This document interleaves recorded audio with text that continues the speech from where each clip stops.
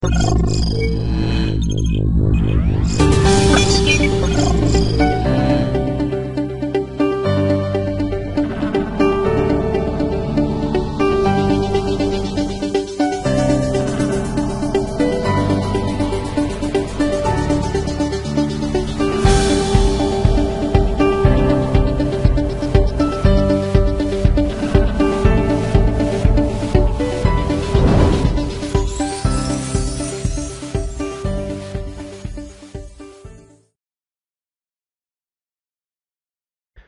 everyone, welcome to the Endless Rise PPC webinar.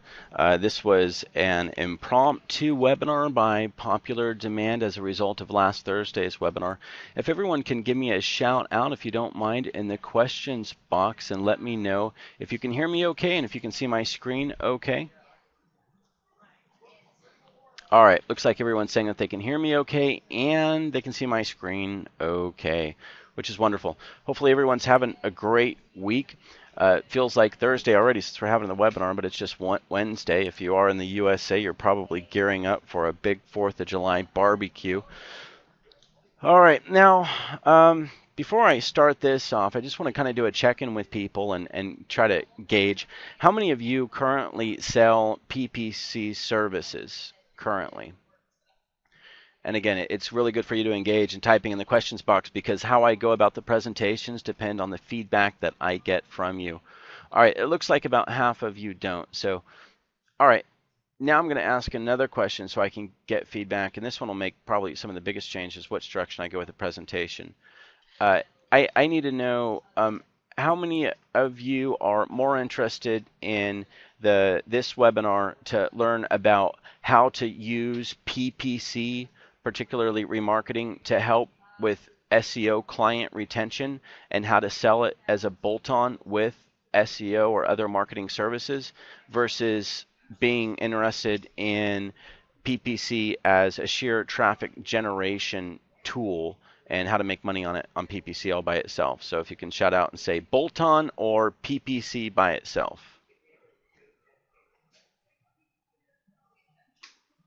Okay, that's what I was pretty suspicious of. Perfect. Thank you, everyone. I really appreciate it. The majority of people are interested in bolt-on, but a good portion of people are interested in PPC by itself. So, guys, it looks like this webinar is probably going to be running between an hour and an hour and a half, so I better get started here. First of all, let me, before I start up this PowerPoint, let me just give people an overview like I like to. Whenever you log into the dashboard, you see your services here, and I have a great update for everyone and a shout out to Erica for finishing this. Whenever you get into here, you want to go to your PPC tab, right? So you get into your dashboard, you click on services, and then you click on PPC. Now, you'll see your PPC packages, and I will be going over some of PPC services that are not even loaded in the dashboard yet, but they will be by Monday. So you're going to click on View Package Details. When you click on View Package Details, you're going to see the services menu, right? And this has been updated. So last webinar, people were asking me and really hoping that for the social media and the other services that we can get the new services menu updated for all of our services, because before we just had the site audit report, SEO, and local buzz in this format, and web design, social media, and PPC were in the old Excel format. So this has been done, and I'm going here because clearly we're going over PPC, but I wanted to let people know that we already have this in the new format. So round of applause for that, because for those of you that are using the public services link, that also means that when your clients come in to view your services, you also have this for your clients. So for those of you who are really needing this out, we're requesting it, you got it, and we did roll it out in time. We met our 1 week deadline on it, and this is live. So now we can click on PPC advertising, because this is where you're going to go to learn the package details on our primary PPC products. Now, keep in mind, this doesn't have the remarketing product because that's brand new and it will be loaded by Monday. So when you come into here, you can download the PPC sales collateral. So there's two ways to get sales collateral. You can come in here and you can download it from here, or you can download it from the document library. I'm just going to click view for now. so that I can view it and just show you. But if you haven't seen the PPC sales collateral, it's part of the presentation that we're going to be going over. It's integrated into it. But keep in mind, PPC sales collateral is important for you to view and download and use and brand and give to your client. Now to learn the line item details, you're going to click on the PPC advertising button, and this is going to take you to the line item details. From here, this is in the new format. So you have this typical packages. Now keep in mind this, and this is really at first what we're going to be going over is traditional PPC through Google AdWords, which is generating traffic, ad spend, bid management, and all of that. And then we're going to go over remarketing second. But for right now in the system, we have our primary PPC packages, which is through AdWords, and it's in the new format. You can PDF out these line item details. And keep in mind, if you click to show the descriptions, on the question marks, the line item comment pop-outs you can see from here. But if you PDF this out, you don't have the comment pop-outs. So what you want to do is click show item descriptions below, and now when you scroll down to the very bottom, you're going to see the glossary on all the line items. So if you want to PDF this out, for instance, to show your client all the line items with descriptions at the bottom, you can show descriptions at the bottom or hide them whenever you're PDFing it out. So I want to show that to you. I'm not going to go over all the line items from here because it's part of the PowerPoint, but keep in mind the PowerPoint presentation, when we get to the technical PPC sales pitch, I'm going over these line items one by one in this presentation. So I want you to understand where I'm at from a reference point, because that's what I'm going to be referencing on things. And I'm going to pause just real quick. I'm going to be pulling in Stephen as an organizer to help answer questions. Sorry about that, Stephen. I forgot to pull you in. Some of you have questions, and clearly I need a little bit of help to answer them. So, Stephen, thanks for being on. You can stay muted, but if you can answer those questions that are there for those of you who have any issues, such as I can't get into the dashboard, or who's my contact person, or things like that, Stephen will be addressing those as quickly as he can. And thanks again, Stephen. So keep in mind, get your bearings. This is what we're going to be going over. So whenever you want to reference how to get to the line item details, you'll know how to. So I'm going to start on the PowerPoint, right? And Stephen, if you don't mind muting your mic, I'm getting some reverb there. You can mute it from your GoToMeeting panel or from your actual device. So let me go ahead and pull up the PowerPoint. Okay, so PPC services through AdWords. One of the ways to ramp up your PPC sales, of course, is to have confidence and understand the services, which is the point of having this webinar, is to further educate you on PPC services. So keep in mind, first we're going to go over traditional AdWords PPC services, and then after that we're going to go over remarketing. So if you tuned in to get to the remarketing, we're going to get to that.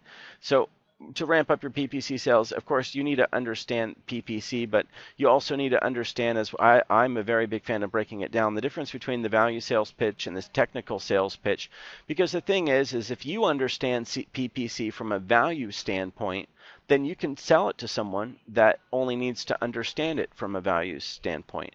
But if you run into, for instance, a larger client with a pre-existing PPC campaign and you're trying to pitch them PPC, you're going to have some issues if you don't understand some of the technical aspects of PPC to a certain degree. Therefore, just like with SEO, a lot of your barriers to becoming successful in PPC sales has to do with your confidence in understanding what it is that you're selling and understanding it, and that's what we're going to be giving you today. So the value sales pitch, and I'll be taking questions when I get through with the value sales pitch before we get into the technical, and in between Stephen will be answering. The value sales pitch is straightforward. It's the same with every single service that I present to you guys on. The value sales pitch is a client that pretty much is not technically oriented. They don't understand the full concept of PPC. They probably never ran a PPC campaign before, and they really need to be educated on the value of PPC. And for a value sales pitch to a client that requires that sort of a sales pitch to be successful pitching, you probably wouldn't even need to get into the management line item nitty-gritty details of the PPC to be able to sell it. And in terms of what are the needs that a value sales pitch will address, of course, you're going to address their needs for the increase in their customers. How soon do they need to be getting customers? If it's someone that's willing to wait the time that it could take for SEO to kick in and start bringing them leads, then that's great. But if it's someone that needs clients instantly, then of course PPC is more aligned with what they're going to be looking for. You're going to be addressing, what are their revenue goals, what are their profit goals, what are their ROI goals, and things like that, because PPC is very, very directly money to lead to conversion oriented. So of course you're going to be talking a lot about the revenue and their sales goals and their growth goals, right? Value sales pitch tools, the sales collateral, really, really important. And let me just pull out of this and go back to that sales collateral real quick, because I clicked to view it and of course it's still loading. Let me see if I can download the sales collateral real quick so that I can open it up, because I do want to show people that sales collateral. And back from current slide. So the sales collateral, absolutely. We've done all the work for you to be able to show the client a really nice PDF that you can brand to yourself to present to the client all of the value behind PPC. And whether you want to email that to them or print it out and give it to them, or just keep it to yourself maybe while you're talking to them on the phone so that you have a guide to go by, then that's fine. Value sales pitch tools and will help you explain to them. Well, actually, the sales collateral goes through why you need PPCs, what is your competitors doing, and the future of PPC, right? And really, that's the value sales pitch tools that we provide to you. And I'm not sure if you really need much more than that, because typically if you're going to be talking to someone about the value of PPC, it's going to be someone who hasn't ran a campaign before, so you're probably not going to want to get too technical. And you're going to be going over the primary advantages of PPC. And a lot of the primary advantages is the fast measurable results. You're able to measure results to a higher degree in a PPC campaign because it has further tracking. It's what AdWords is set up for. And you have more control of the budget and the scheduling. I mean, of course in SEO you're not able to schedule when you're able to get them to show up and not show up, and you're not able to choose the audience to such a great degree. You're not able to set the geographic area in which you're willing to accept clicks from, that you're willing to pay for. So PPC can be much more targeted in terms of who you choose to and not to show up in front of. Traffic is targeted, yes. You only pay for the clicks, which could be a good thing or a bad thing. I suppose it depends on the keywords you're going after.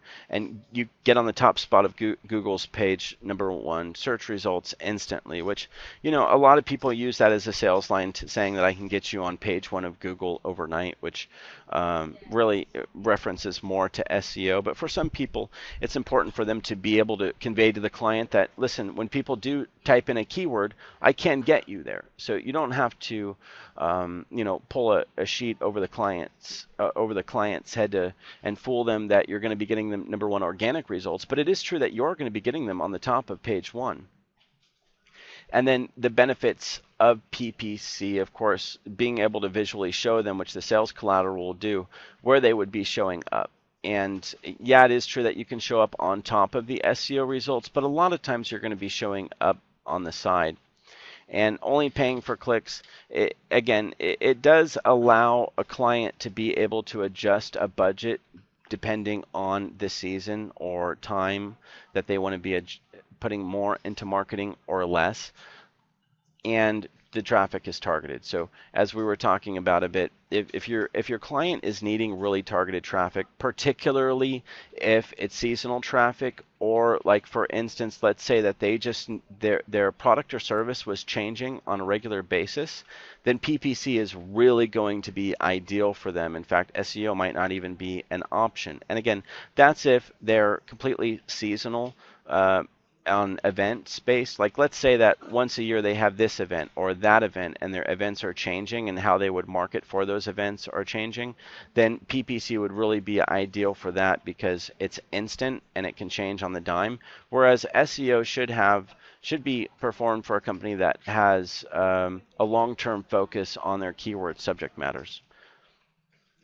Having control of budget and scheduling really has a lot of power behind it, and not just because it so important to display ads at a particular time, but it is proven that there are certain times of the day when people are going to be more prone to buy a product versus not buy a product, right? So you might not want to be displaying ads at 2 o'clock in the morning, and maybe it might be better to be displaying ads primarily between 3 p.m. and 9 p.m., for example. And fast measurable results. Fast as in once we have the campaign set up, it's turned on instantly. And for those of you out there who are really interested in the instant part, and for those of you out there who are into PPC sales, one of the biggest sales tactics with PPC is letting people know that it's instant. And you're able to track it and measure it to a greater degree than SEO. So fast, measurable results. PPC is instant. Of course, we need to set it up first, but then when we turn it on, it is instant, and that's true. So for clients that are needing traffic right away, PPC is their solution. So, and we'll talk more about how SEO is really, PPC is really a bolt-on for SEO in terms of remarketing. But standard and traditional PPC, a lot of people, whenever they start a marketing campaign for a client in SEO, if the client, for instance, has a brand new site and they don't have traffic, a lot of people choose to fire up a PPC campaign along with the SEO campaign to jumpstart their traffic from the very beginning, and then wean off the PPC as the SEO gains traction and increases traffic. So a lot of people do use PPC hand in hand with SEO to balance traffic, depending on what stage SEO is in. And of course, today, AdWords is the leader in the paid search marketing industry.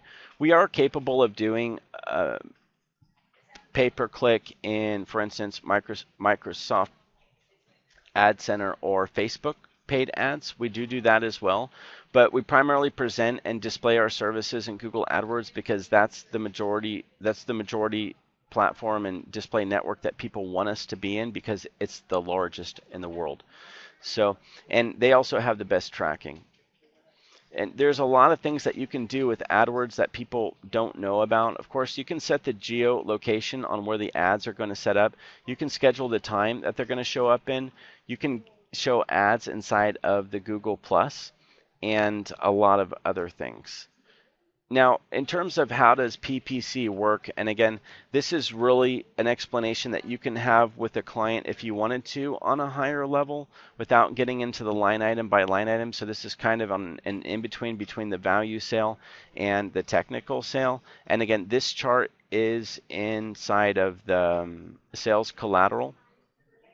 But you got to keep in mind that clients that have not ran a PPC campaign do not understand how PPC works. So I think it is beneficial to at least explain to them how it works in terms of the mechanism online, not necessarily how to manage a campaign, but just letting them know that when a PPC campaign is set up, that we do classify ads in groups, and that those groups, assuming that this is the search-based PPC, right, and not the banner ad display network, and that those ad groups contain keywords, and we adjust a cost per click based on particular keywords, and then we study the quality score on it and the competition, and based on that, we'll determine the ad position, and then the ad will show up like this, and then goes back, and whenever someone clicks on that ad, they will go to the landing page, and that's how it works. So it starts with the user, they do a search, and they cycle through. And I think that really on a value sale, if you're trying to explain to them how things work, I think this is as in-depth as you really need to get. So on a value sale, if you understand this well, you should be able to explain it to the client pretty well. Now, in terms of establishing value, it pays off to explain to the client a little bit about the industry in terms of statistics on what their competitors might be doing.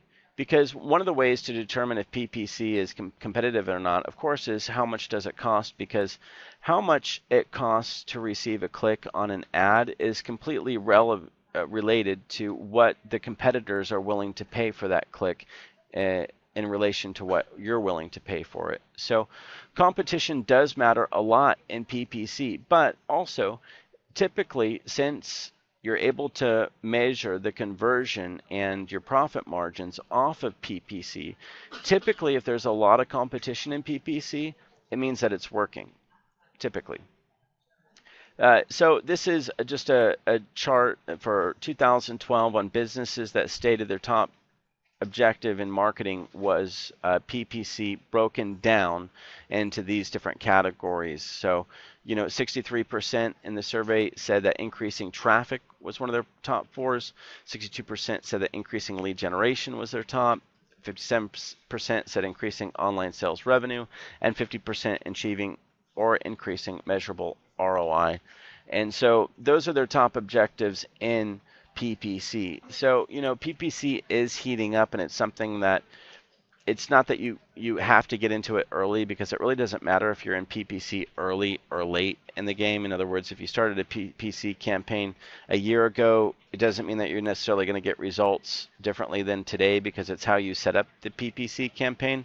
But it does mean that when you have more time to study the results and refine what keywords you want to go after and what you want to pay per click and really get it down to a science, that does take some time. It certainly doesn't happen in just 1 month or two to really get a PPC campaign well aligned. And the future of PPC, right? Where is it going? PPC is actually growing a lot. Not just in terms of PPC for ORM, but PPC because PPC ads are now showing up in mobile ads as well. You can target PPC ads to show up, for instance, in Gmail, in the top of people's Gmail, and also on mobile phones you can target as well. And that really has exploded by a lot. Since you can target PPC just to show up on mobile phones, you can target users that are on the go. As mobile and local search increase, PPC is increasing by a large margin. And also, the more custom tailored that PPC gets, particularly on a national basis. So for national search results, if Google starts to localize them more and more, like let's take, for example, the keyword, for instance, cleaning services. If you had a client that was doing SEO for the keyword cleaning services, and that cleaning services prompted what we would consider national results, and Google decided to localize those results, which would pull from the IP address that you're typing it in to Google and show you the local businesses that would do cleaning services, that pretty much knocks out the majority of all national rankings for the word cleaning services when they decide to localize that keyword. So as keywords get as the previous national keywords become more and more localized, even national companies are being forced more and more to turn to PPC. And it's a strategic advantage for Google. Of course, they're going to make a lot more money, right? In regards to the future on where PPC is going to give the client a little bit of stability in terms of the trend, advertiser spending on paid search rose by 18% in 2012. So it is increasing. And keep in mind, this is a very measurable marketing product. And if it's measurable and assuming that the people that are running their PPC campaigns are paying attention and knowledgeable, and assuming that they're not throwing money away, and that they're showing that they're making money, a profit off of what they're doing, which we would like to assume, then you can assume that this is a very successful marketing medium because it continues to increase. So whenever you have problems measuring the performance and the outcome of a particular marketing product, for instance, paying for a newspaper advertisement or something, that could increase or decrease, I suppose, depending on their marketing of the marketing product. But whenever you have a product such as PPC that is so measurable, if it's not working, people aren't going to do it, right? So given that it continues to increase, I would think that it's very, very safe to say that it is working and it is a very good marketing product. So paid search is bigger than, for instance, radio advertising, outdoor advertising, banners, billboards, etc., and cinema advertising. So that's a big deal. There's not a lot of people that know that. Radio advertising, it's not that radio advertising is massive, but it's considerable. It just puts things in perspective. Billboards, street signs, everything else, all of outdoor advertising, paid search PPC is bigger than cinema advertising. So, you know, especially for clients that do not understand how big paid advertising is and what a trend it is, this really helps them to understand that this is the future. This is where things are going. And again, for someone that doesn't know paid advertising well, this is really going to put things into perspective, because whenever they look at billboards, but potential billboards or outdoor advertising of any sort, or radio ads, or of course, they're not going to be looking at cinema advertising, but you'll be able to show them that that's not the growing trend. The amount spent on search marketing, just to show that it's bigger than the other ones, you can see in here the trend from ad spending in 2006 to spending in 2011, and it's grown tremendously. So the future. By 2016, paid search is expected to grow by 75% to become a $61.1 billion industry. And that's a big deal. You know, it's really going to become the future. And it's not the future of all online marketing, because personally, I'm a huge SEO fan. Clearly, our primary product is SEO, but you cannot deny where PPC is going and its relevancy in the market. It's massive. And one of the nicest things, again, about PPC is its trackability and its proof of return on investment. So from a value standpoint, it's there. Now, again, make sure that, and let me go back to the sales collateral for those of you who have downloaded this. That's great. And actually, let me go into the document library. For some reason, I'm having problems downloading it there, and I asked the developers to look into it. From here, if for any reason you have issues downloading it from here, if you'll let me know. But you can also, in the document library, go into sales collateral on the right hand side, and you can also download it here, which is actually through a different type of a download means, you know, in terms of where it's stored. So I'm going to come into here and I'm just going to click to view, and it's going to download it because it's a link for download. And I'll go ahead and download this so that I can open it up. And while that's downloading, I will go ahead and answer a few questions. If people have questions in regard to really the value sale, that would be great. And Stephen, if you don't mind hopping on, maybe if some of the questions that you've been answering, if there's any pertinent ones that you want to point out to me that I might be able to answer for everyone, that would be great.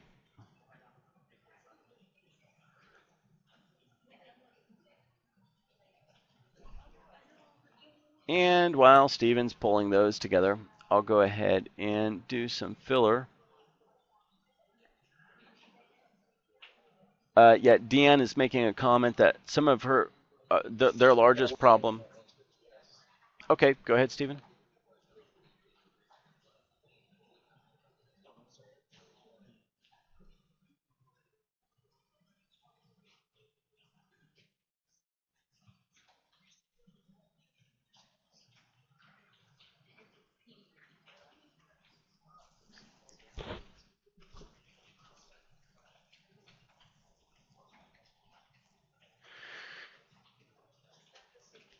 Right, right. I mean, it is true, and it goes beyond just landing pages. It goes for websites as well. If someone's going to go and click on a website, and if it's not a good-looking website, it's not going to convert. So, to a certain degree, SEO has the exact same standpoint to it.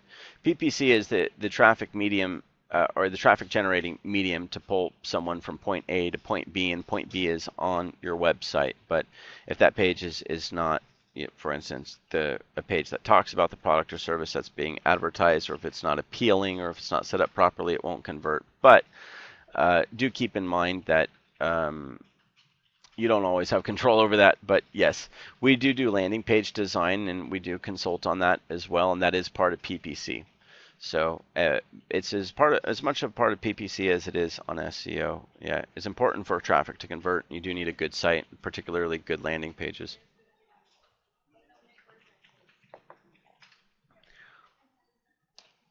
Corey asks, I'll get on pricing a little bit more a bit later. Okay, I'll go ahead and continue into this. Let me get back to the PowerPoint here. So I'll pull back to that sales collateral whenever it gets downloaded. The technical sales pitch. All right, everyone, I'm going to be going over the technical sales pitch, which is going to be the line by line items on the PPC so that you can understand it a bit more. So the target persona for the technical sales pitch is they could be a PPC expert, or maybe they ran their own PPC campaign before, or maybe they paid to have a PPC campaign ran before, or maybe they simply read up on it a lot, or maybe it's just a client that really, really wants you to explain the more technical aspects, whether they understand it or not, because that's their means of establishing trust. So keep in mind, a lot of it, sometimes it comes down to the personality of the client or lead that you're pitching.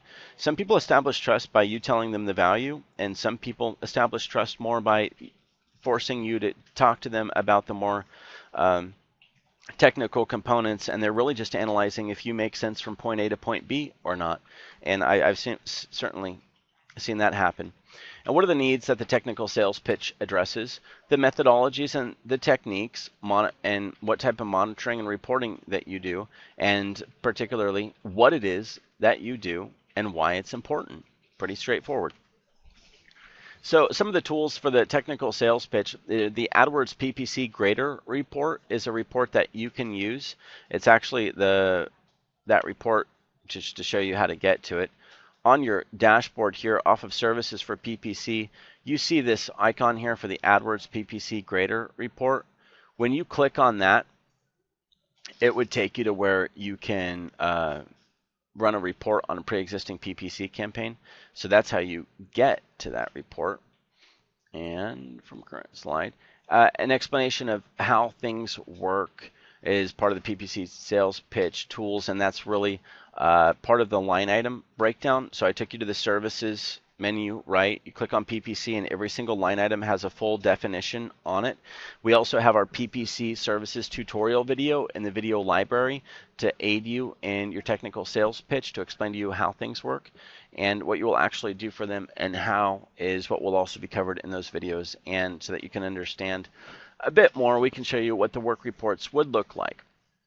Not everyone shares a work report with a client, but it is something that you could do.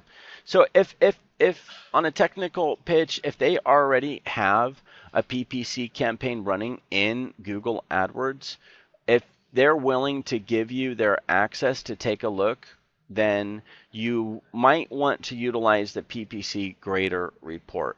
So let me go over this with you in a bit more detail. If your client's already running a PPC campaign and they want you to analyze their PPC campaign, right? And they want you to tell them maybe what they're doing wrong or what you might be doing differently. You can tell them that without being technical or knowing how to manage a PPC campaign. So whenever it comes to giving you confidence in selling a technical product, this is a big deal, because if you're going to run into someone with a PPC campaign, and let's say that it's a scenario where they have an SEO campaign that they want to land with you for a lot of money, but they're also running a PPC campaign and they want you to manage both of them, but they want you to make some comments on their PPC campaign and how it's going. Well, they have to grant you access for you to comment on their PPC campaign, because you can't go in and analyze their PPC campaign if they don't give you access. So once they grant you access to look at their PPC campaign, and again, you have to have access, what you can do is you can come in here and go to the AdWords PPC Grader report and enter in the access info. And what it will do is it will run a grader report on their campaign. And it will go through some diagnostics. For instance, it'll look at the ad groups and the ad text and the conversions on them, and it will give it a grade. And it will give you a full report on that you will be able to interpret from a user standpoint. And you can PDF this out. I have a version here that was actually just given to me that I can go over real quick. It's not in the same. You would be able to download the report in a better format, but I do want to show you what this report would go over. Again, if you PDF this out from their system, it would look better. But what it's going to go over whenever you put it in, and again, this is completely automated, is it's going to show you all of their active ads, active keywords, the amount of clicks, and the amount of conversions, and their average CPA in the last 90 days, and their average spend as well. And off of that, it's going to break it down and show you how much money is being wasted, right? So, for instance, on this one, on analyzing this campaign, it's saying that wasted spend is calculated by tracking the number of negative keywords you have created in the last 90 days and projecting how much money could be saved by adding additional negative keywords every month. Routinely adding negative keywords to your account is an ongoing process which will continue to save you money going forward. So, for those of you who do not know what negative keywords are on a campaign, what it is whenever you set up a PPC campaign, it shows ads when people type in specific keywords. But you can always be identifying particular keywords that you wouldn't want your ads to show up for, and those are called negative keywords. So what happens when someone types in a keyword, and for that particular keyword, you probably wouldn't expect a client to type that in and be a good prospect for your client. And so you would want to mark that as a negative keyword. So this report actually goes in with their own little algorithm and projects how much money is being wasted as a result of not managing that. And that's really cool. And it's a legitimate analysis. And they'll give you also graphs on the negative keyword management, and they'll give you a quality score based on it. And then they have the impression weighted average. So this one, for instance, had a good impression weighted average, but if it didn't, it would show you if it's being poorly managed and in terms of an impression to click ratio. And then it goes into impression shares. And you can read through this, and it's really for you to be able to sit down and just read through this, even if you don't understand it, as long as you understand things like what cost per click means and what click-through rate means, which with a simple Google search you can find out, you can understand the basics without having to have the knowledge on how to manage a campaign to talk someone through what might be wrong with their campaign in a really nice report. And in terms of account activity and how much activity they should be seeing, they're also grading the campaign, right? So anyhow, this report goes on and analyzes things from long tail keyword optimization to text ad optimization, and it's something that's going to be a really powerful tool for you. So keep that in mind. If some of the biggest clients that you're ever going to pitch in PPC are going to have pre-existing campaigns, this report will really help you to show them what might be wrong with their PPC campaign. So keep that in the back of your head. When you run into a client that has a pre-existing campaign, go run a report on it. And can I get anyone to give a shout out? If there's anyone who's used that report before, has anyone ever gone in there and used that report before? And if you have any comments to make about maybe how you were able to interpret it or any success that you would have had with the client? Brian's saying, where do we access this report and where do we get it? Now people are wanting to know where to get it.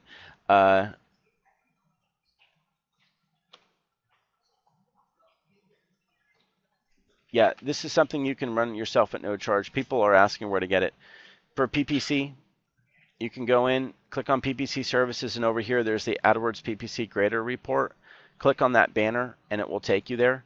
And I'll just go ahead and put the link in as well if you want to go there. It's by WordStream, and it's one of their free tools that you can use. They might call you and ask you to, whoops. Sorry, that was sent privately. I'll put the link in and share it to the entire audience. There we go. So you can come in here, and this is where you can come in to the AdWords Performance Grader. And I put the link in public, but you can also access it from services on the banner from PPC. And that's where you can go in here and you can put in the information, go through, and then it will run it. So there's also a video on the report, right? So you can read through things there. So that's really a 101, and it's something that's going to help you out a lot. So now we're going to get into PPC services, and so that I can try to stay on time with this webinar, we're going to move through this pretty quickly because I really want to get to remarketing. So I'm going to go through the PPC services that we do. We're going to start with a month one setup, and then we're going to get into the month two and ongoing monthly services. So on the month one setup, we have the ad spend bracket, right? So as you see in the packages, the pricing is related to the ad spend, really. So there's a different management fee for ad spend between $500, $1,000, $2,000, and then above $2,000. Get a hold of your sales consultant, and you might want to escalate it, because anything above $2,000 ad spend, we need to look into what's the scope of that campaign so that we can give a custom quote on it, because the management fee by percent of ad spend is going to be lower. So again, anything over $2,000 in ad spend, get a hold of the sales consultant and escalate it upwards for a custom quote. What is ad spend? Ad spend is the amount of money that is paid to Google, and that's the budget that we're using that's paid to Google. So for instance, typical ad spend for a local service provider is between $0 and $500. And that's the tip. That's honestly, that's the typical. Most people don't like to take PPC campaigns with ad spends above $1,000. And we charge management fees based on the ad spend amount. Unless it goes above $2,000, then it needs to be a custom quote. So monthly AdWords budget range represents the agreed upon allotment budget for the AdWords campaign to Google. Keep in mind that money goes straight to Google. Who funds the Google AdWords account? You would be funding it, or the client would fund it direct, right? So why wouldn't we fund it? Well, because of transaction percentages. So if the client can fund the Google AdWords by themselves, they can, or the client could pay you the money to fund the Google AdWords and you could fund it for them. But there's really no reason to send us money and have, about a 4% loss due to transaction fees for us to fund it. So it's better for you to fund the AdWords account, you are the client, and then you pay us the management fees on it. So inside of your services, when you go to PPC, and this is a demo account, so there's not pricing, but whenever you see the month one cost and ongoing monthly cost, that's for that PPC campaign on what you pay to us on our management fees. And on the services, you see that the ad spend PPC services, so for instance, PPC 500, the budget is between $0 to $500 on what's paid to Google. And then our management fees are what your cost is per package. But these rates are not what we charge to you. Our management fees are based on PPC 500, 1,000, or 2,000, but each package is based on how much money is being paid to Google. So that this makes more sense to a lot of people, for PPC management, we're paid to manage money on spend. So we charge management fees based on the volume of money we're responsible for handling, unless it gets over $2,000, and then we need to give it a custom quote. Okay. All right, back to the PowerPoint. I need to start moving a bit quicker here. Whoops. No, do not broadcast from current slide. Okay. Account setup and research, of course, is something that we need to do in the very beginning. We need to, aside from looking at what you'll be filling out on the launch form, we need to take a look at the site and the landing page analysis. Now, websites can have landing pages specifically built for PPC, or we can also analyze the website and find the best landing pages. It's not always the most difficult to establish a landing page, and really landing page consulting can go as deep as you want it to go. There's people that write books on landing pages, but a landing page could be as simple as you have a client that's, for instance, a optometrist and also a LASIK surgeon, and they have a particular page about LASIK surgery, and so therefore the ads that would be showing up that are about LASIK surgery, when someone clicks on it, it should go to their LASIK surgery page and not their teeth whitening, or not their like eyeglasses page, and not their home page. So establishing a landing page on the website is something that needs to be with our analysis. And competitive analysis, we take a look at what the competitors' AdWords campaigns are doing, so that we can understand a little bit more about what the trends are in terms of competition, and also how they're setting up and running their ads at the same time. And also, whenever we're studying landing pages, we do get more insight whenever we look at what the landing pages look like for competitors, and especially if we're paid to design a landing page, then we do even more competition analysis. Account setup and research. Setting up the account is pretty simple. We can set up the account on our end, and then we can grant you access to it.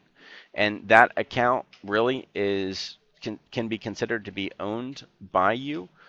You can have the master rights to it, and also you can fund the money into it. So again, we create the account for you, and then but it should be considered as ownership by you. And then, for instance, if you were to cancel PPC services or whatnot, we would be unshared access, and you would have sole access and control over everything. So let me repeat that one more time. We can set up the account, and then we can grant you access and give you the admin level access per se, and then if in the event you were to halt services, you would have the ability for us to be unshared to the account, and you would have sole access to it. On the account setup, this will involve linking the pre-existing Google Analytics account to the AdWords account, and the reason why we do that is because AdWords data can be available inside of Google Analytics, but only if you link them together. So for instance, inside of Google Analytics, whenever you want to go and track your paid traffic, you're not going to see that unless you link the AdWords account to the Analytics account. And that's part of the setup that we do. AdWords tracking code setup. Yes, we will go in, we will establish the tracking code. So how do we bridge the gap between the website and the AdWords account? It needs to be official, right? You can't just set up an AdWords account and run it for someone.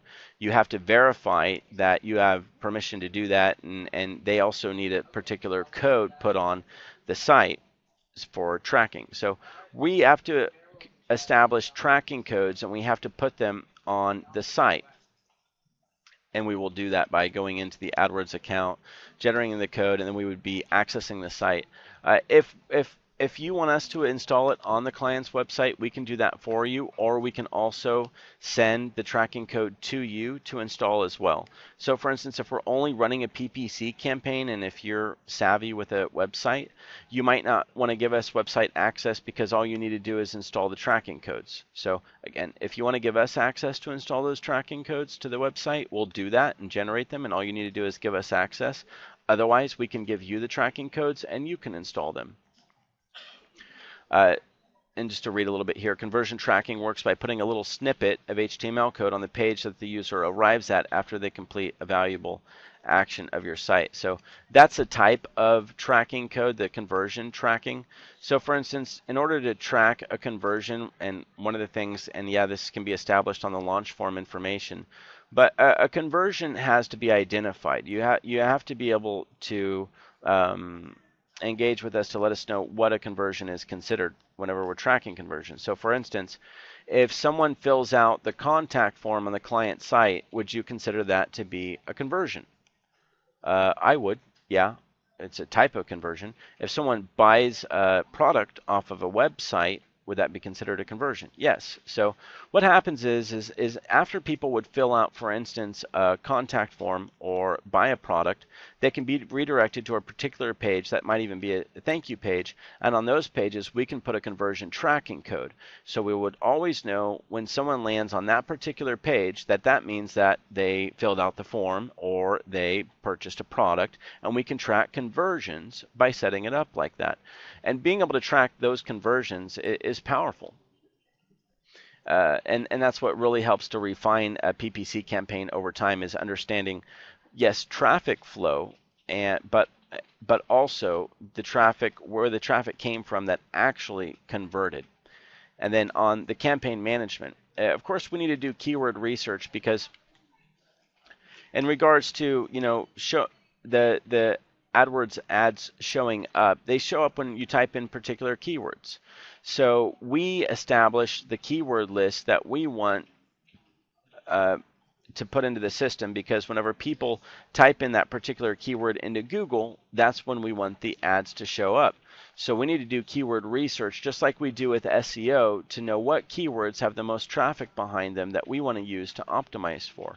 And keyword research is part of the campaign setup, right? So what we do is we set up ad groups that have particular keywords in them and we group them together. So if someone sells, for instance, or if someone has services from, they do concrete repair, they do roofing, they do gutter repair, well then we would put together an ad group, and the keywords that we would be targeting in that ad group would be, per one ad group would be, for instance, concrete repair based keywords.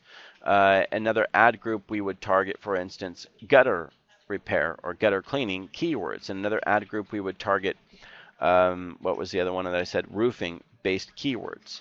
And then the ad text that we would write, which would be the ads that would show up, would be related to the ad group. So we would write ad text for that ad group that would have to do with concrete repair, and for the gutter cleaning or gutter repair, we'd write ad text that has to do with that. And so you see how these are aligned. So research really is grouped together, and that's why we have different ad groups that we manage. And then, of course, we associate the number of keywords per ad group. So we need to know how many keywords we're going to put in an ad group so that we can manage them. Of course, managing larger number of keywords is more difficult than managing a lower number of keywords. Now, on the search network, that's a different type of PPC, not entirely, but a little bit. How many of you are familiar with what the I'm sorry, not the search network, but the display network? Stephen, actually, if you could pop on for a little bit, can you clarify for me the difference between the search network and the display network?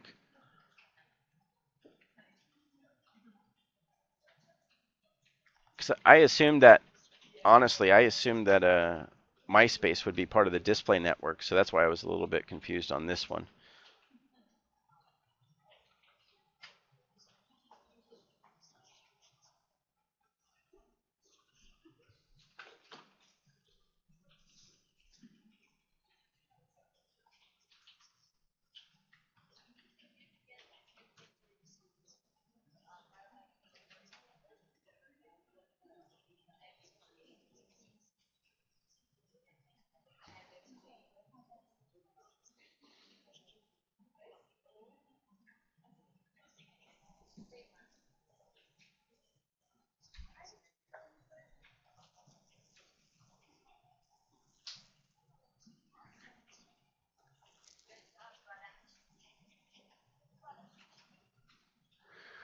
Okay, that makes sense. So whenever, and we'll talk about display network a bit later, but on the search network, that's pretty simple. That's whenever you go into Google and you do a search and you see the ads displayed like we talked about.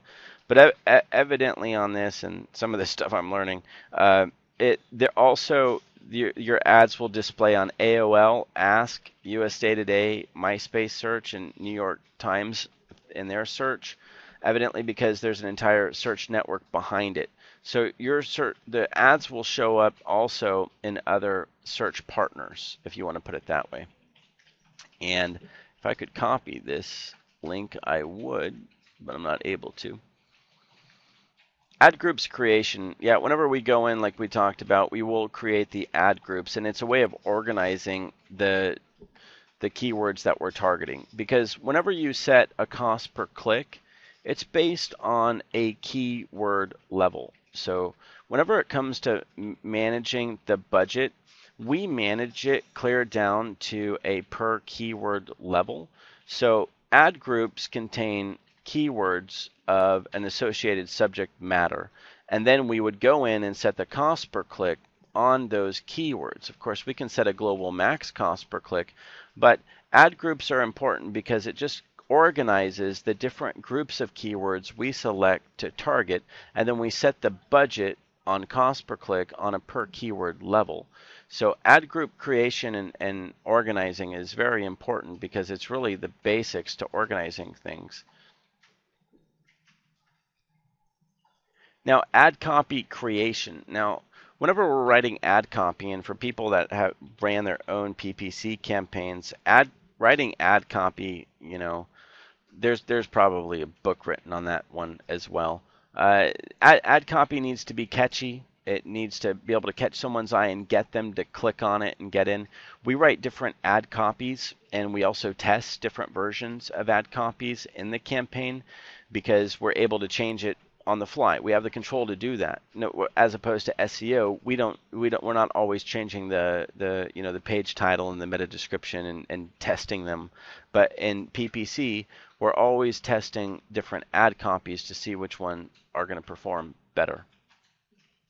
So the ad copy creation, yeah, that is created and it does go through editing, and we are continually testing those.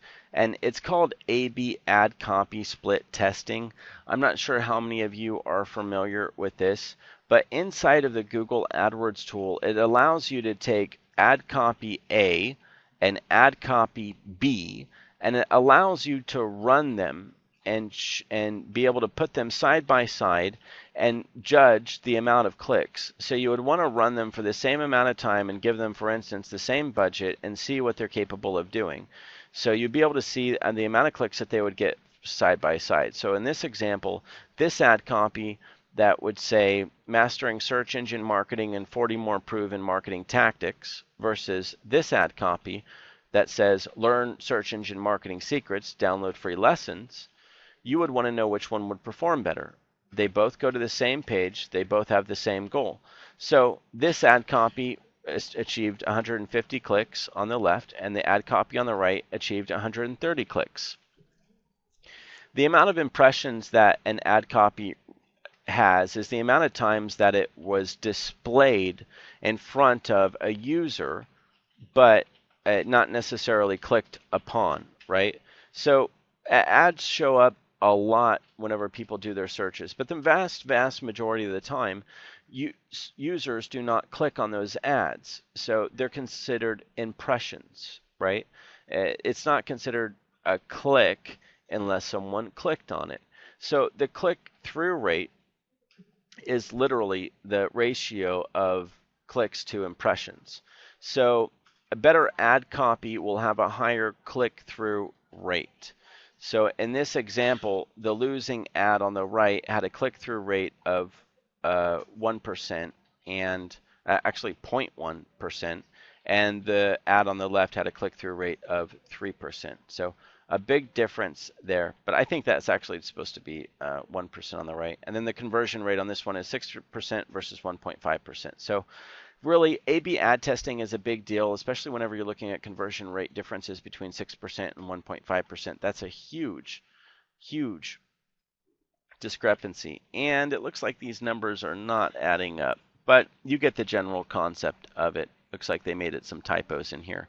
However, you get the idea. It's exactly how they would be putting them together. And this is done not by hand. This isn't done by export. This is done inside of Google's system because they're able to do A/B ad copy split testing inside of the AdWords management program. On the moving forward, geo-targeting. This is one of the things that makes PPC the most powerful, is that you're able to choose the audience that you want to display your ads to. And whenever you're doing PPC or SEO, for example, if your client happened to be like, let's just give an example here, Victorville, California, and let's say that your client owned a radiator shop. And so you would look maybe for keyword research from us, and it would come back to you, and it would say there's no search traffic for Victorville radiator keywords at all.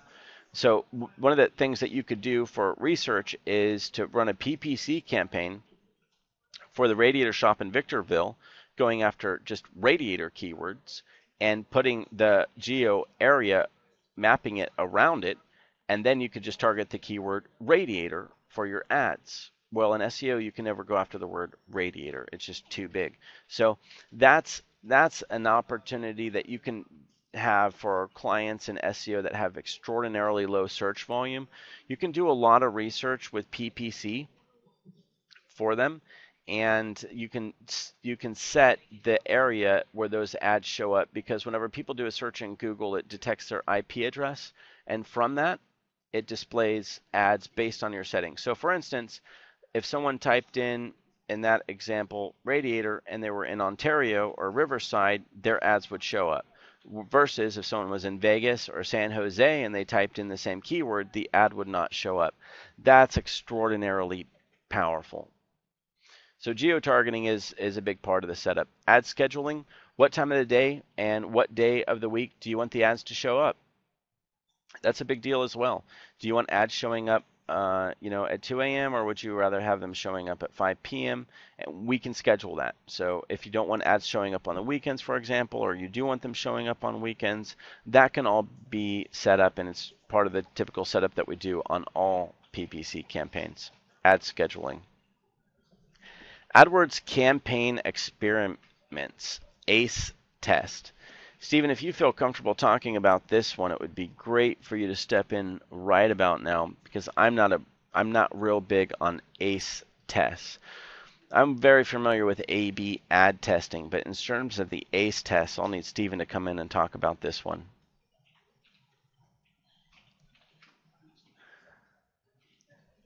Oh, looks like Stephen's mic's off. Sorry, he had to hop on another call. On the ACE testing, anyways, what you're able to do is you're able to take ad groups and how they're performing as a group in a whole, and you're able to compare them to one another and run experiments on them. Versus A/B ad testing really is about testing the ad text that you've written. So you're able to test different ad groups and put them side by side in your ACE testing, and it helps to compare how it's cross-performing with other ad groups. So really, you would want to, this is typically on the more advanced PPC campaigns, but the team does do the ACE tests.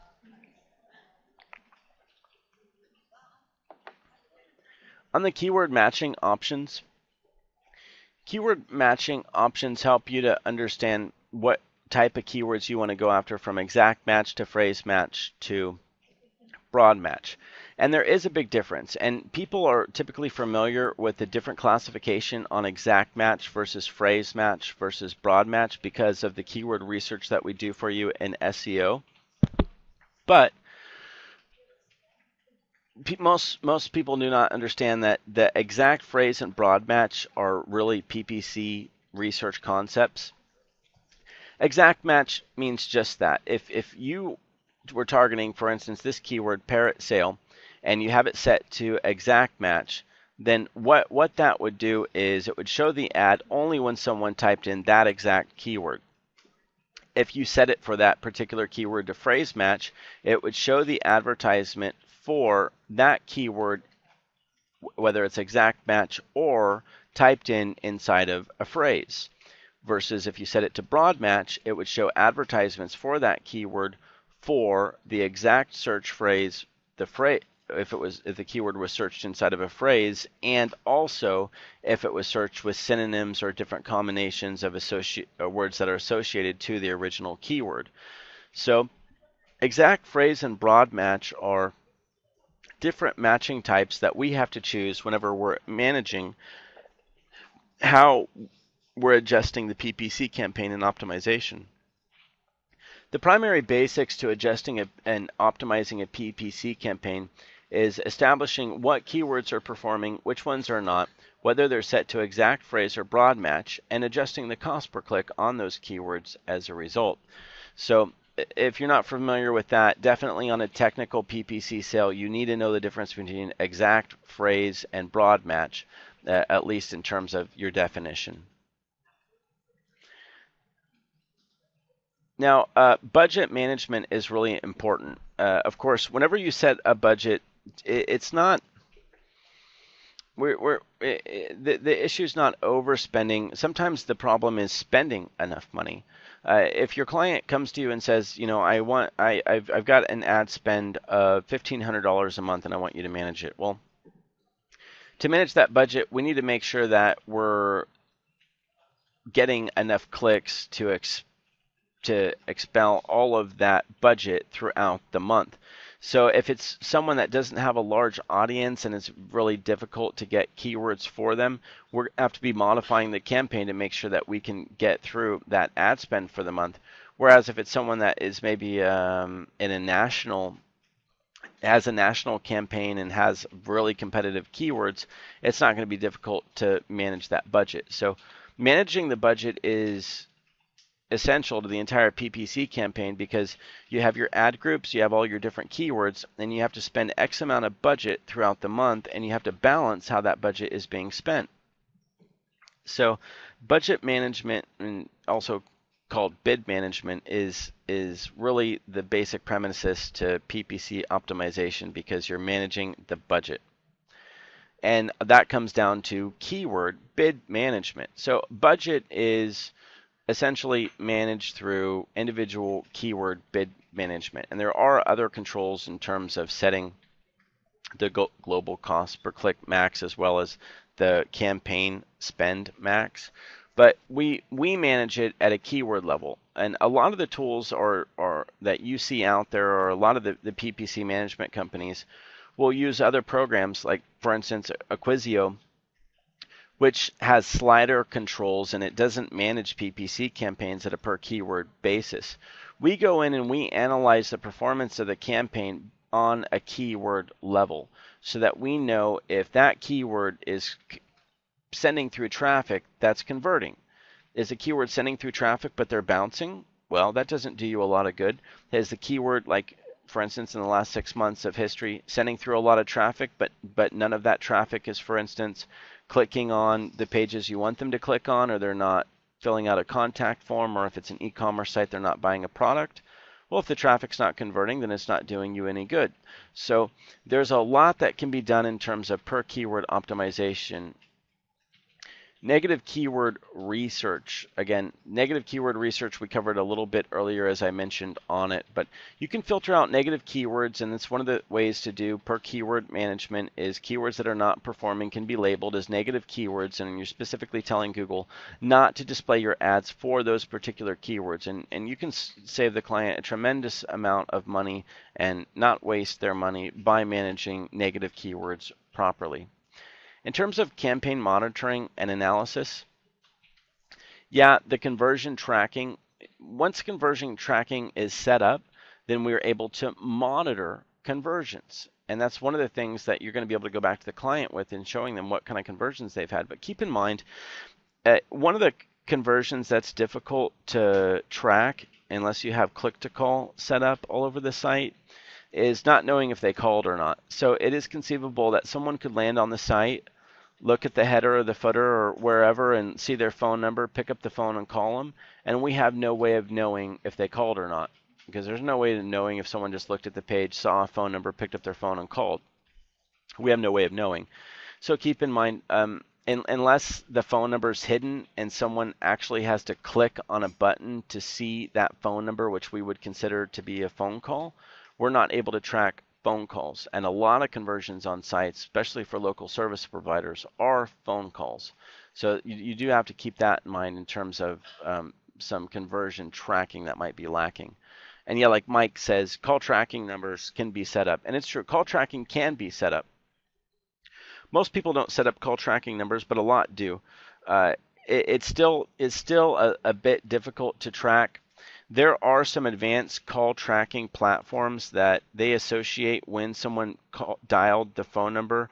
That would be dynamic phone numbers that would show up on the site, and you have to run analytics, special analytics on the site, and they're able to identify who landed on the site when and compare it to who made a phone call, and then they can make a very, very good guess based on the source of that lead that made the phone call, whether they came from direct search or organic search, or they came from typing in this particular keyword and they clicked on the PPC advertisement or not. But that's kind of besides the matter. I mean, I think down the road we'll do a call tracking webinar, but call tracking can get really intense and a bit complicated. So for now, we'll just talk about PPC, but I just want to keep in mind, and thanks for pointing that out, Richard, as well, because call tracking is something that you can set up. But if you don't have it set up, you do need to make sure that you make the client aware that you're not tracking their calls as conversions.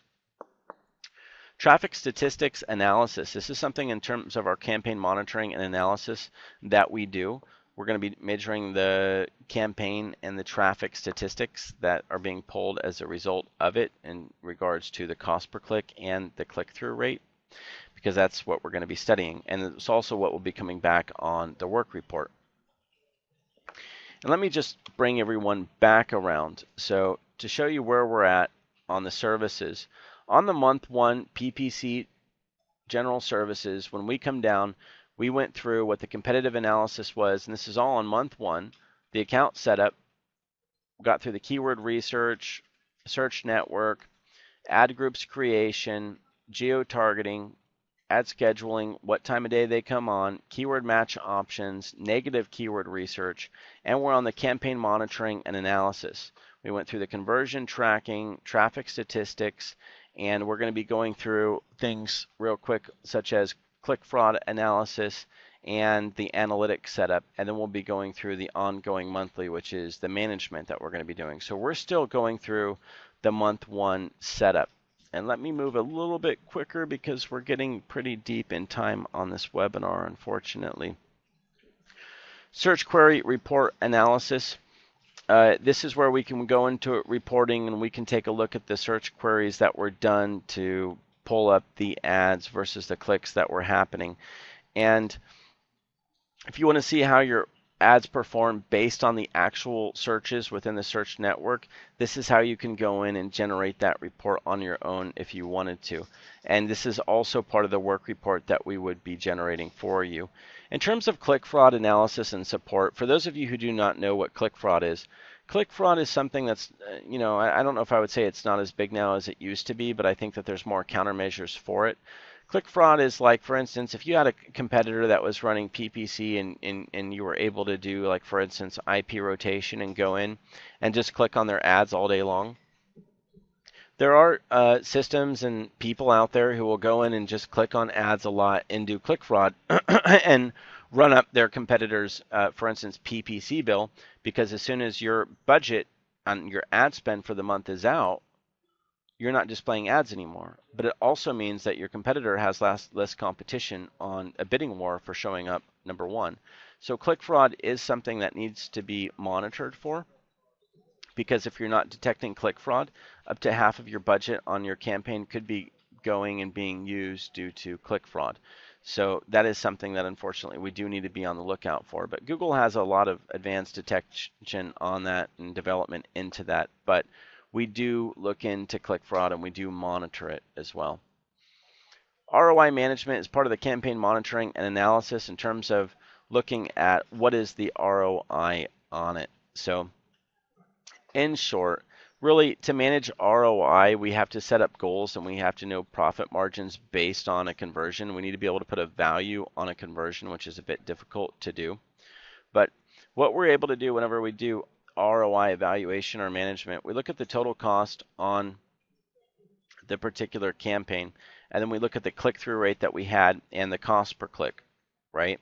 And then we're able to generate a ROI on it. But behind the scenes on this, what we have to do is we have to establish what the value is on that conversion. Because, for instance, put it this way: if a conversion to someone who is a hair salon and does haircuts, if a conversion for them is worth like $100 for the hair appointment, then you're going to have to generate them a lot more clicks at a lower cost to generate them an ROI. Versus if it's a construction company that sells homes and a conversion for them is worth $100,000, then you could conceivably generate a lower amount of clicks at a very, very high cost, and it could pay off for them. So in order to analyze ROI, which can be done from inside of the AdWords program, you have to understand and put a dollar value on what a conversion is worth. So, and again, a lot of times you're not able to get all of that information from a client, but if we do have that information, we're able to do ROI analysis. On the Google Analytics setup, what we do is we set up the tracking code on the site and then we link it up to the AdWords account so that we can track the traffic that's coming from AdWords. And this just gives us even more in-depth traffic analysis in terms of the paid traffic that's coming through from the Google Analytics. And at the same time, especially if you're running an SEO campaign in parallel with the PPC campaign, you want the AdWords account linked up with the analytics account so that if the client is using the Google Analytics to log into and look around, that they're able to also see their tracking on their AdWords. So we generate the tracking code and we can install it on the site, or we can give it to you and you can install it on the website as well. And again, that allows you to take a greater look at the traffic that is coming through on the cost per lead. Analysis and monitoring. Whenever it comes to the analysis and monitoring on the traffic, a lot of what the PPC team is going to be doing is mainly managing it from the AdWords interface. They're primarily studying the cost per click and the return on investment and the conversion that they're getting, and establishing the negative keywords and adjusting anything from the ad and the ad copy to the time whenever the ads are displaying. So they're really busy in optimizing. They don't spend a lot of time inside of the analytics interface looking at the overall traffic impact on it. But it is important to have that analytics set up in case you do want to study it from the Google Analytics interface. In terms of the reporting, the team's going to go in and they're going to report to you the performance on the campaign. Reporting with PPC has always been an issue because you can have well, for those of you who have managed your own PPC campaigns, you know that reporting is an issue. You can buy programs that will set up reporting for you, but it really, to put reporting in the format that we want, we need to do it by hand. So we're going to go in and we're going to give you a comparison of the current month in relation to the previous month. So we're going to show you, because typically the budget spend, the ad spend should typically, the ad spend is the same from month to month to month. So on the work report, which is also a performance report, we're going to show you the amount of clicks that they had last month in regard to this month. We're going to show the amount of impressions that they had last month as opposed to this month. We're going to show you the click-through rate, which is the ratio of clicks to impressions that they had last month to this month. And what is the goal? The goal is that it improves. The click-through rate ratio should be improving, because that's what optimization is for. So we're making it transparent for you so that you can see that. The conversion comparison as well, we're going to show you the amount of conversions for the previous month as opposed to the current month. And then we're going to show you the cost per conversion. So what do you want? You want that the amount of clicks to be going up in ratio to the amount of impressions to improve your click-through rate. You want your conversions to go up from month to month, and you want your cost per conversion to go down, and then the cost comparison. So we're able to report this to you in a transparent manner so that you can look at it and visually see if things are going the way that you want them to go. If the click-through rate's not going in the right direction, if the amount of clicks are going down, if the cost per click is going up, if the amount of conversions are going down, I mean, it's probably not looking good in terms of how the campaign is being optimized. So there should be clear signals to you that we're going to be conveying to you in the work report. And this is just a more in-depth look at the reporting that you would be giving. And then, there's the ROI analysis at the end as well. And keep in mind, not only do you have the work reports, but you're always able to call in and talk to the PPC manager and go over the campaign in more detail and address any concerns, because some industries are a bit difficult. Typically campaigns perform really well. It's going to depend on the target that you're going after, but if it's an industry that's seasonal, we can even look into the national trends on things to see if maybe some of the reasons why the clicks have gone down or conversions have gone down, and maybe it's a seasonal thing. It could be that they happen to be selling, for instance, coats, and it's not wintertime. That would be a good plausible cause. So campaign management, ongoing monthly, real quick. On an ongoing monthly basis, we're going to continue to optimize the campaign. That's the entire point. We're going to do the A/B ad copy split testing. We're going to continue to modify the geo-targeting if necessary, and we're going to update the ad scheduling. We're going to continue with the ACE testing, the keyword matching options, whether the keywords are set to exact broad or phrase, we're going to continue to modify that. We're going to continue to modify the negative keywords. We're going to continue to adjust the cost per click on the keyword bid management, and of course continue to monitor the overall budget management on the campaign. And that takes a lot. And that overall, this is monthly optimization, and the goal is to increase the amount of clicks, decrease the cost per click, increase the amount of conversions, and at the end of the day, make the client more profit by spending less. And that's what the ongoing monthly optimization objective is for, is to increase the PPC traffic, right? So from there, I think I'm going to go ahead and pull out on this. There is, again, keep in mind, we do also offer other PPC alternatives. We do offer PPC through Bing as well as the Yahoo search marketing, and we also offer Facebook marketing. And those are just additionals. Whenever you come in, you can ask for a quote on that. The management fees based on budget are the same. So that's the traditional PPC. And I do apologize because we're already running an hour and a half in, and we're just getting into the remarketing now, which I am going to cover. But let me go ahead and take some of these technical questions that are going to come in here. I'm going to take a good 5 questions or so, and then we'll move on to the remarketing.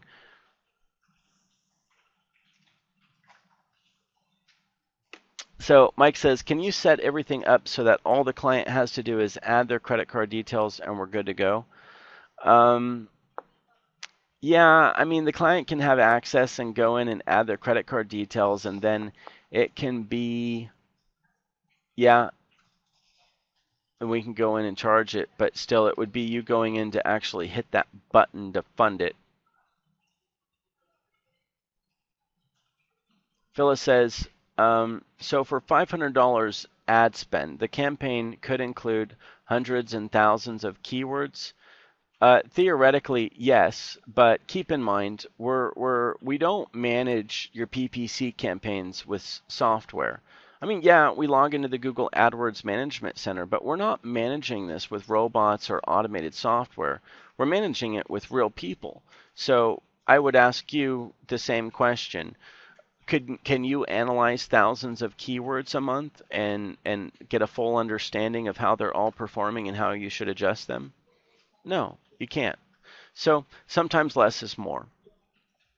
And it really, keep in mind, the more keywords you're going to be targeting, and unless, I suppose it depends on the objective, but typically we want to use an amount of keywords that we can grasp and wrap our head around. And it's not going to be thousands of keywords, no.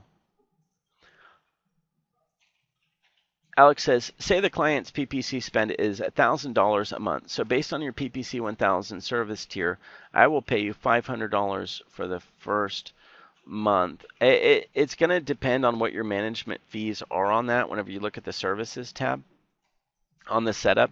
And also, I mean, you might want to talk to a sales consultant about it, and if the client has any custom needs that they want. So if they have a pre-existing PPC campaign, I recommend probably asking to the sales consultant to maybe touch base with our PPC manager, because pre-existing PPC campaigns could be a little bit different. If you pay us to set up a PPC campaign for $1,000 a month budget, we would have a limit on how many ad groups and how many keywords we're going to target. But if it's a pre-existing campaign and you need to take it over and manage it, and it has $1,000 a month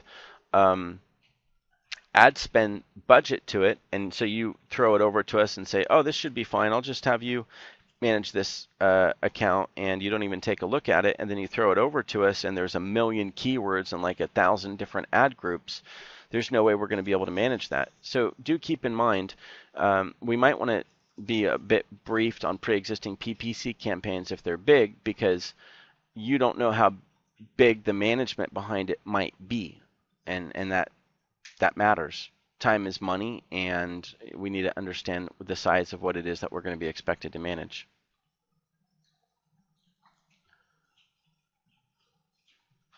A couple other questions here. Sorry, everyone, I'm not going to be able to get through all of these, but John says, do you specialize in local business PPC?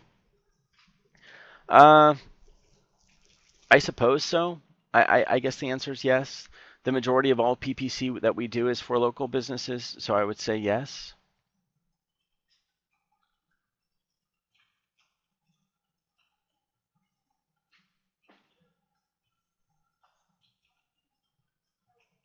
Okay, just going through a couple more questions.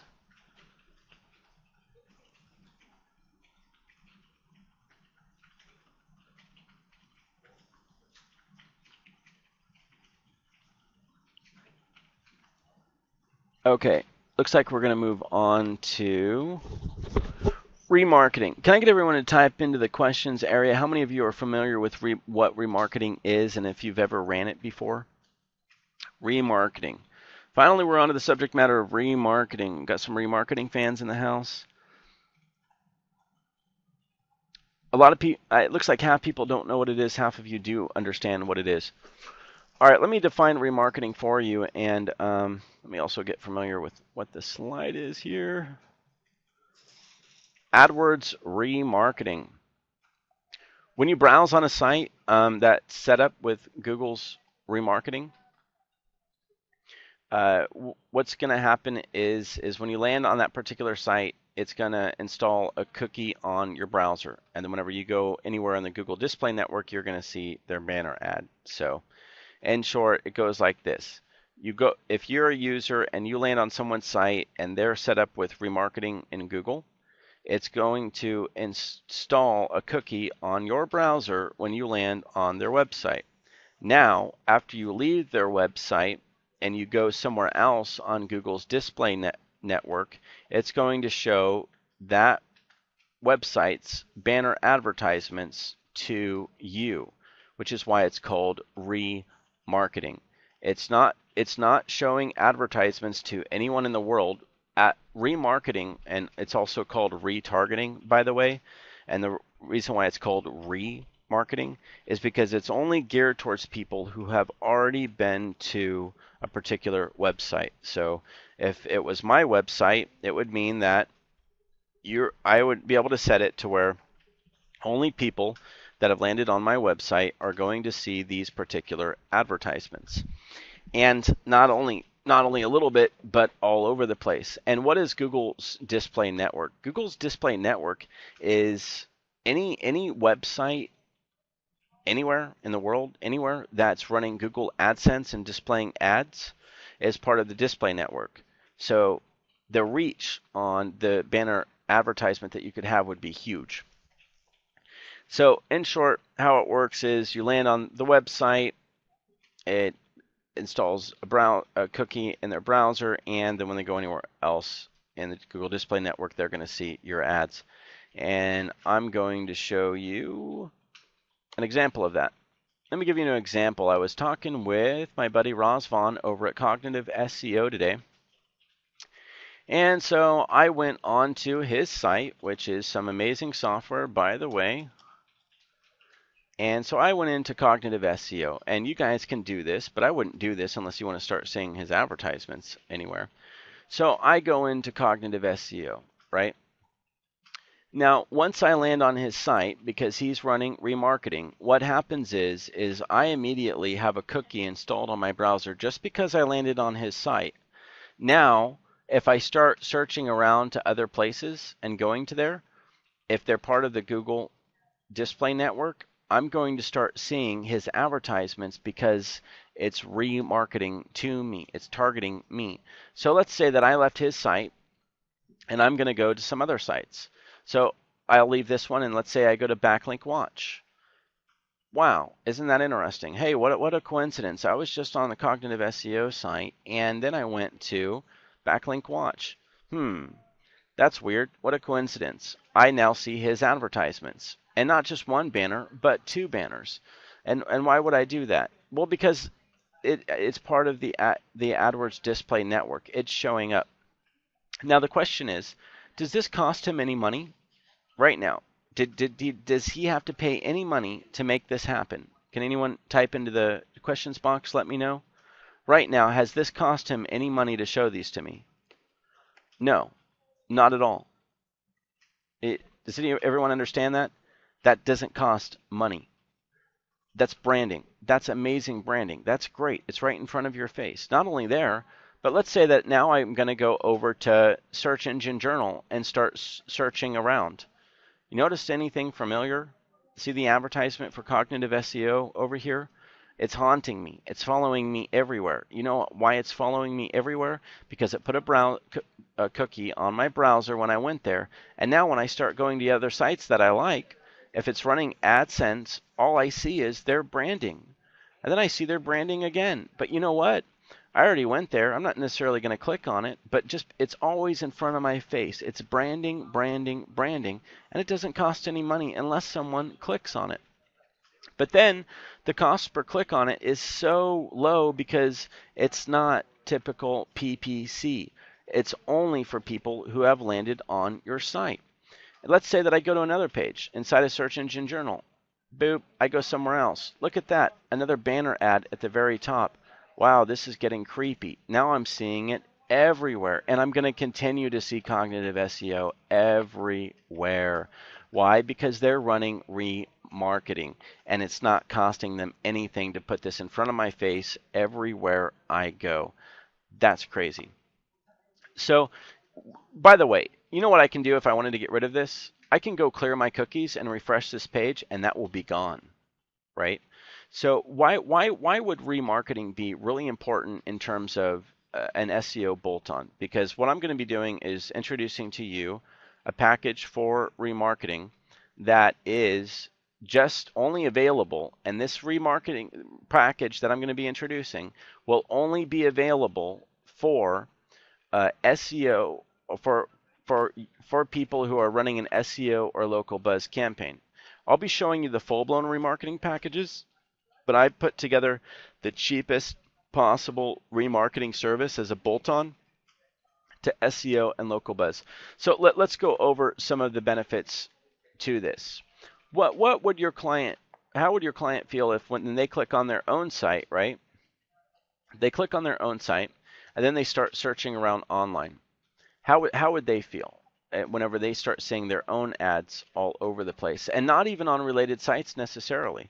I was looking at the firefighter news, you know, the tragedy that happened with the 19 that died, and maybe I can show you this. I typed in firefighter news, and I came in, right?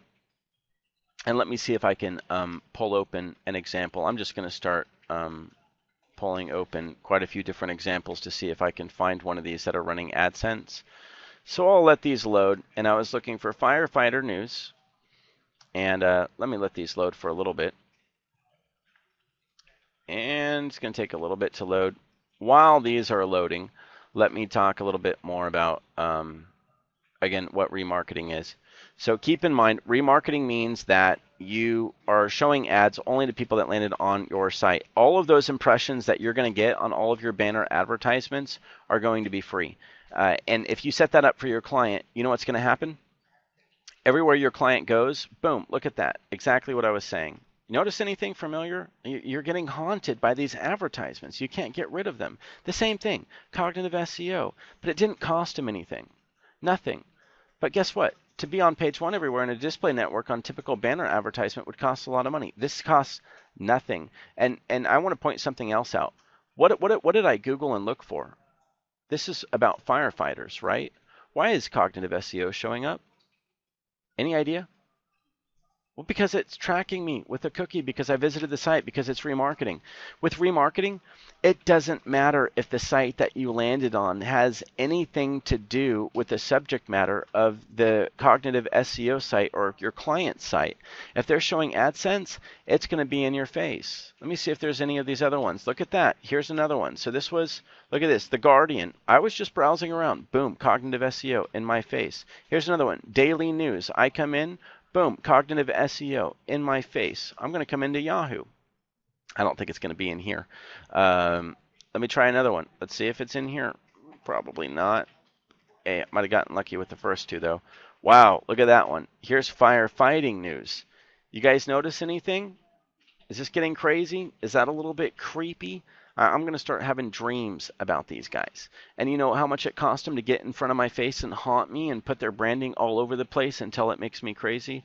Nothing.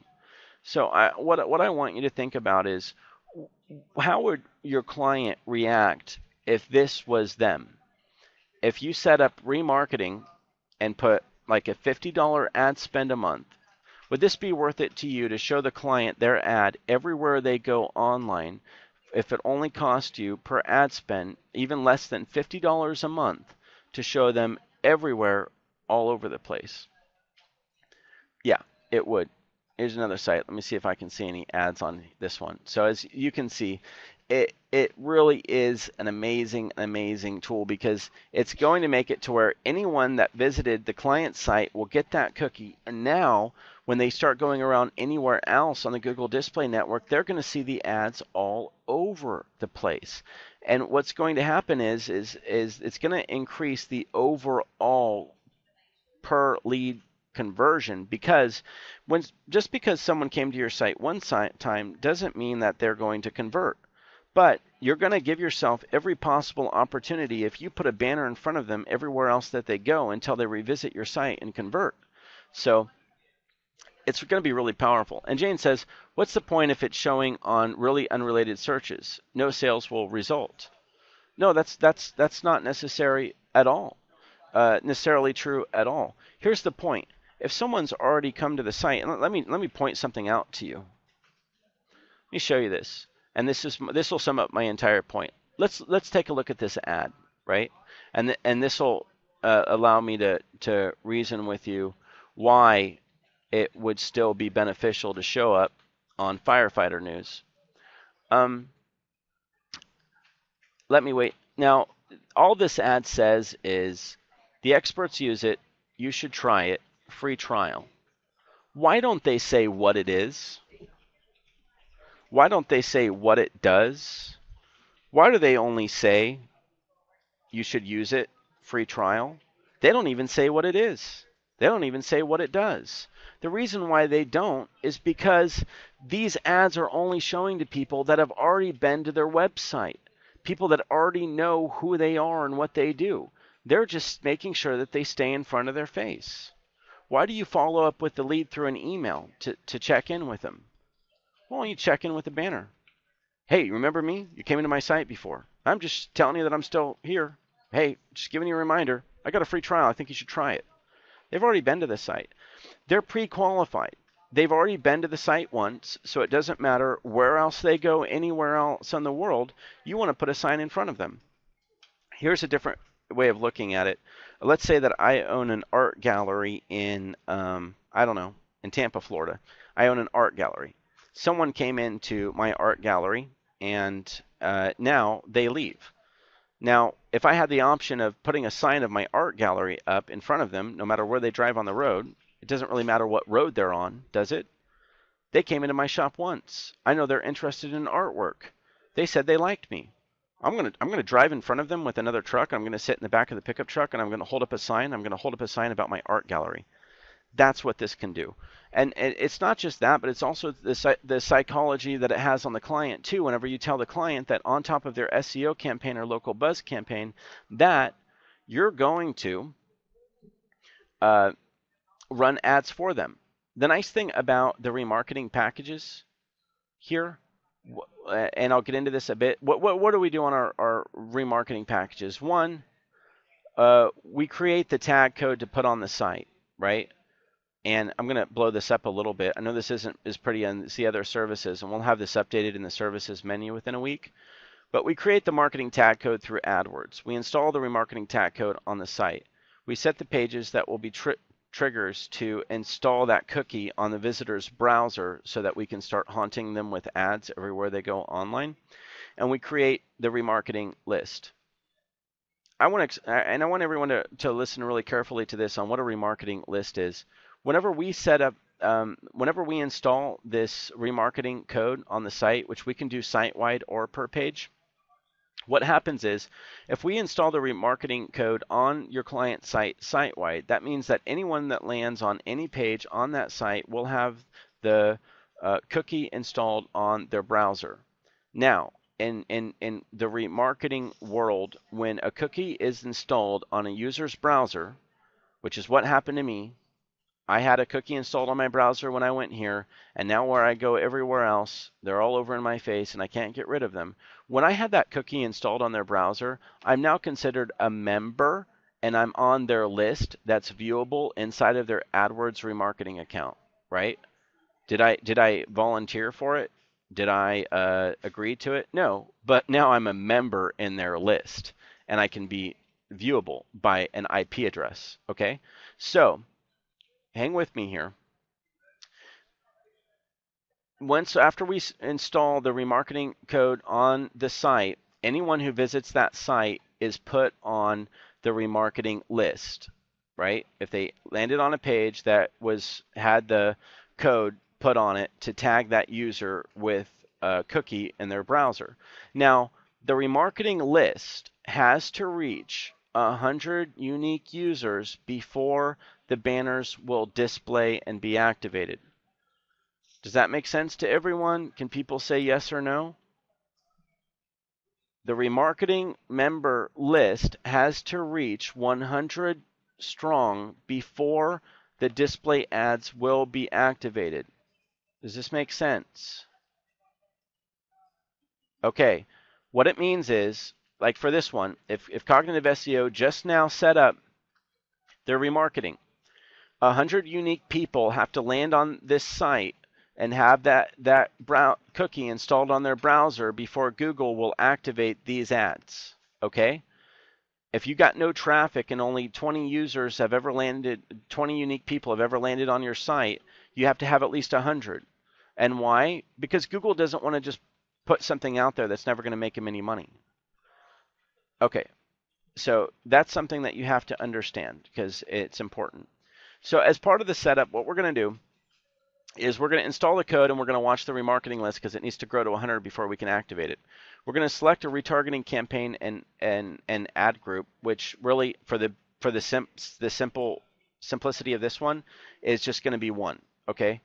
And we're going to create a membership duration. So there are controls on how long, and this is very cool. Cognitive has control over how long will I see these ads as I click around. Will I only see them for 1 day after I landed on their site? Will I see them for 30 days if I don't clear my cookies? Would I see them for 60 days? Would I see them for 90 days? And let me ask everyone, if this was your site personally, how long would you want these ads to show up for people after they landed on your site? How long would you set it to? 1 day, 2 day, 3 day? Yeah, Matt, that's what I'm talking about. Forever. That's right. Here's a trivia for anyone. Does anyone know what's the maximum duration is that you can have these ads continue to display on someone for remarketing? Yeah, Chris, rock on. 540 days. So, yeah, you saw that off of here, didn't you? Create membership duration. So we'll address the duration, and definitely for people with lower traffic that we're needing to get built up on the 100 cookies, we set the max duration to 540 days. Create remarketing banner ad text for approval, and we're going to create 2 different banners for you. So we're going to design the banners. So the 2 different banner sizes are the same as I will show you. Come on. That was on the Backlink Watch. Fun little site to use. And so I go to Backlink Launch, and I'm Backlink Watch, and I'm going to load it up. It didn't show me both banner sizes. Come on. Okay, well, one banner size is this size that's right here. It's the square type. The other banner size is this one that's right here, okay? So we're going to design 2 banners. One's going to be this size up top here. See what I'm showing you? And then the other one's going to be this size, which is the square version here. And those sizes are, to be specific for you, those sizes are the square looking banner is 300 pixels by 250. The rectangular looking one is 728 pixels by 90. And those are the 2 most popular banner sizes to be used. And then we're going to set the number of times the advertisement will appear per user per day. So not the total duration, but after I land on this site, instead of cognitive saying, well, I'm going to annoy you a lot and I'm going to show you this advertisement 200 times today, maybe they could be polite and show it to me only 10 times per day. How often do you want to do you want to haunt the people that came to your site? There, you can go overboard because it does get really annoying. Remarketing list monitoring. On the month one, specifically on this, we need to be monitoring the traffic flow to see if we think that they're going to be able to have 100 people hit that list. And keep in mind, in order to hit that list, if we install the remarketing code on the site-wide, all we need is 100 unique people to come to the site in order to be able to activate the remarketing campaign. If we cannot hit 100 people to that site, your client's hurting pretty bad for traffic, right? But it's possible. Maybe the client's in a very small town and their services are not popular and their SEO or local buzz has not kicked in much, and maybe they're not able to hit 100 unique visitors during the first month. Does anyone have any ideas on what we could do to make sure to get them 100 visitors? Anyone? We need instant traffic. Any ideas? Fiverr. There we go. Thanks, Gail. PPC. So as you can imagine, if even the client's budget on a monthly basis on ad spend for remarketing was $50 a month, if they have not hit 100 people on their site that first month, because what we're going to do is we're going to activate the remarketing campaign month 2. Month 1 is the setup. Month 2, we're going to activate it. If they have not hit 100 unique users by month 2, we're going to look at it and we're going to give you a ticket and we're going to ask your permission to set up for free a PPC campaign and run that PPC campaign at their remarketing budget until we hit the 100 unique users so that we can turn on the remarketing campaign. Does that make sense? It's logical, right? Hopefully, the client has enough unique traffic. Hopefully. If not, we'll take care of it. We'll let you know. We'll migrate the budget as per our consulting and your approval. We'll launch the PPC campaign, a real simple one, until we hit our 100 users, and then we'll be able to turn it on. Works. So, on an ongoing monthly basis, we're going to adjust the display network. So, what does that mean, display network optimization on a monthly basis? We can go in and, for instance, say that on the particular firefighter news site, we can say, oh, firefighter news, yeah, I don't want to display my remarketing ads there. So with traditional PPC, we can establish negative keywords. Well, with remarketing, we can establish the sites that we don't want to be showing our remarketing ads on, okay? And that is display network optimization. Budget management. Now, for these packages on the bolt-on, the maximum ad spend, and you can set the ad spend to whatever you want between $0 and $200 a month. But for anything over $200, you're going to have to go with our traditional remarketing packages, which I'll visit here in a little bit. So, as long as it's underneath $200 a month, we're going to manage that budget and make sure that the budget is capable of being hit, right? We might not hit it, we might hit it. It's just that remarketing doesn't have all the controls of traditional PPC. We're also going to be able to do on a monthly basis for optimization, impression capping optimization, right? What's impression capping? Adjusting this one. Set the number of times the advertisement will appear per user per day and adjust the maximum duration that remarketing is exposed to people. Okay, so that's something that we're going to be able to do. On the month 1, it comes with a work report. Ongoing monthly, it does not come with the work report. And here's why. Because of the cost that we're going to charge for this. This bolt-on packages, this bolt-on remarketing package, as well as the other remarketing packages I'm going to go over here with you in just a minute, is going to be loaded into the dashboard inside of the PP services page by Monday, okay? Now, the pricing on these has not been finalized, but we do know what it's going to be underneath, okay? On the setup cost on this, will cost you less than $130. Keep in mind, that comes with the entire setup and design. And I'm looking at coming in hopefully a lot less than $130. That's the maximum setup that it would be. The ongoing monthly cost will be less than $50. Okay. And in order to get this type of impact, see this in your face all the time, everywhere you go, you could probably have this impact for as little as, depending on the client, but potentially for $30 a month in ad spend and less than $50 a month in management. And on some months, it's possible that you wouldn't even need the management. But for that amount of money to be able to have that amount of impact that the client sees their ads everywhere they go and the retention factor on everyone else that visited the site, it is a very, very, very powerful SEO bolt-on, and it's really, in the SEO ball game, we're developing our performance dashboard, which is going to show dollar value on traffic, so that you're not just reliant on your rankings. But another way to also make sure that you're selling the SEO service as a general marketing service and not 100% reliant on rankings, is to let the client know that you'll be wrapping in online advertising for them. You don't need to tell them how much money it costs. You don't need to tell them what the ad spend is. You don't need to. Just increase the cost of their SEO campaign. Increase their setup cost by more than $130 and increase their ongoing monthly rate by more than, say, $80. And then run this and just let them know that this is part of the campaign, and then they don't need to know the ad spend or anything else. All that they're going to know is when they click anywhere online, they see their ad everywhere, and they're going to know that when anyone else goes to their site and clicks anywhere online, they see their ad everywhere. And what's that value add-on on top of SEO for you? Now you're not only reliant on just solely rankings to show power and proof of the type of exposure that you're giving to them online. And the power behind remarketing as an SEO bolt-on is absolutely huge.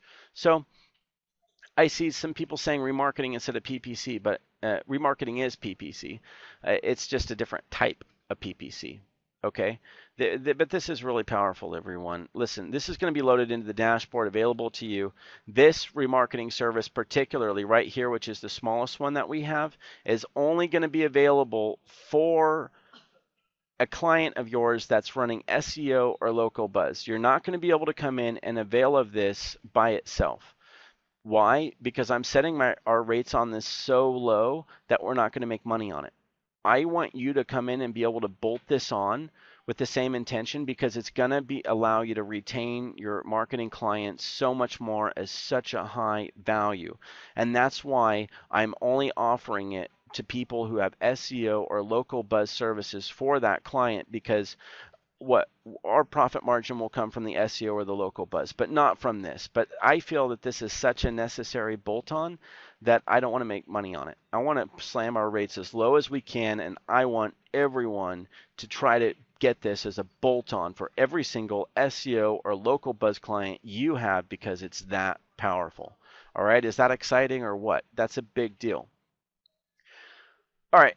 If everyone's not overloaded or overwhelmed yet, it's only going on 2 hours. I got some breath left. All right, people, here's the big remarketing services. Okay, so the bolt-on is the main one that I want you to pay attention to. We have the traditional PPC that we've gone over, and I still need to go over on how to make money on traditional PPC by itself. But on pay-per-click remarketing services through Google AdWords, these are the big remarketing packages. These are the ones that, for instance, if on the bolt-on you want to exceed $200 in ad spend, you're going to have to flip over to the traditional remarketing services. And in regards to if you're just wanting to get really serious about running remarketing, you can.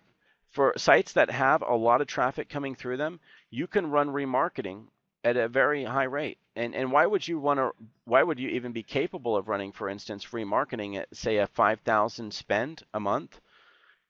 Let me ask everyone the question that's out there.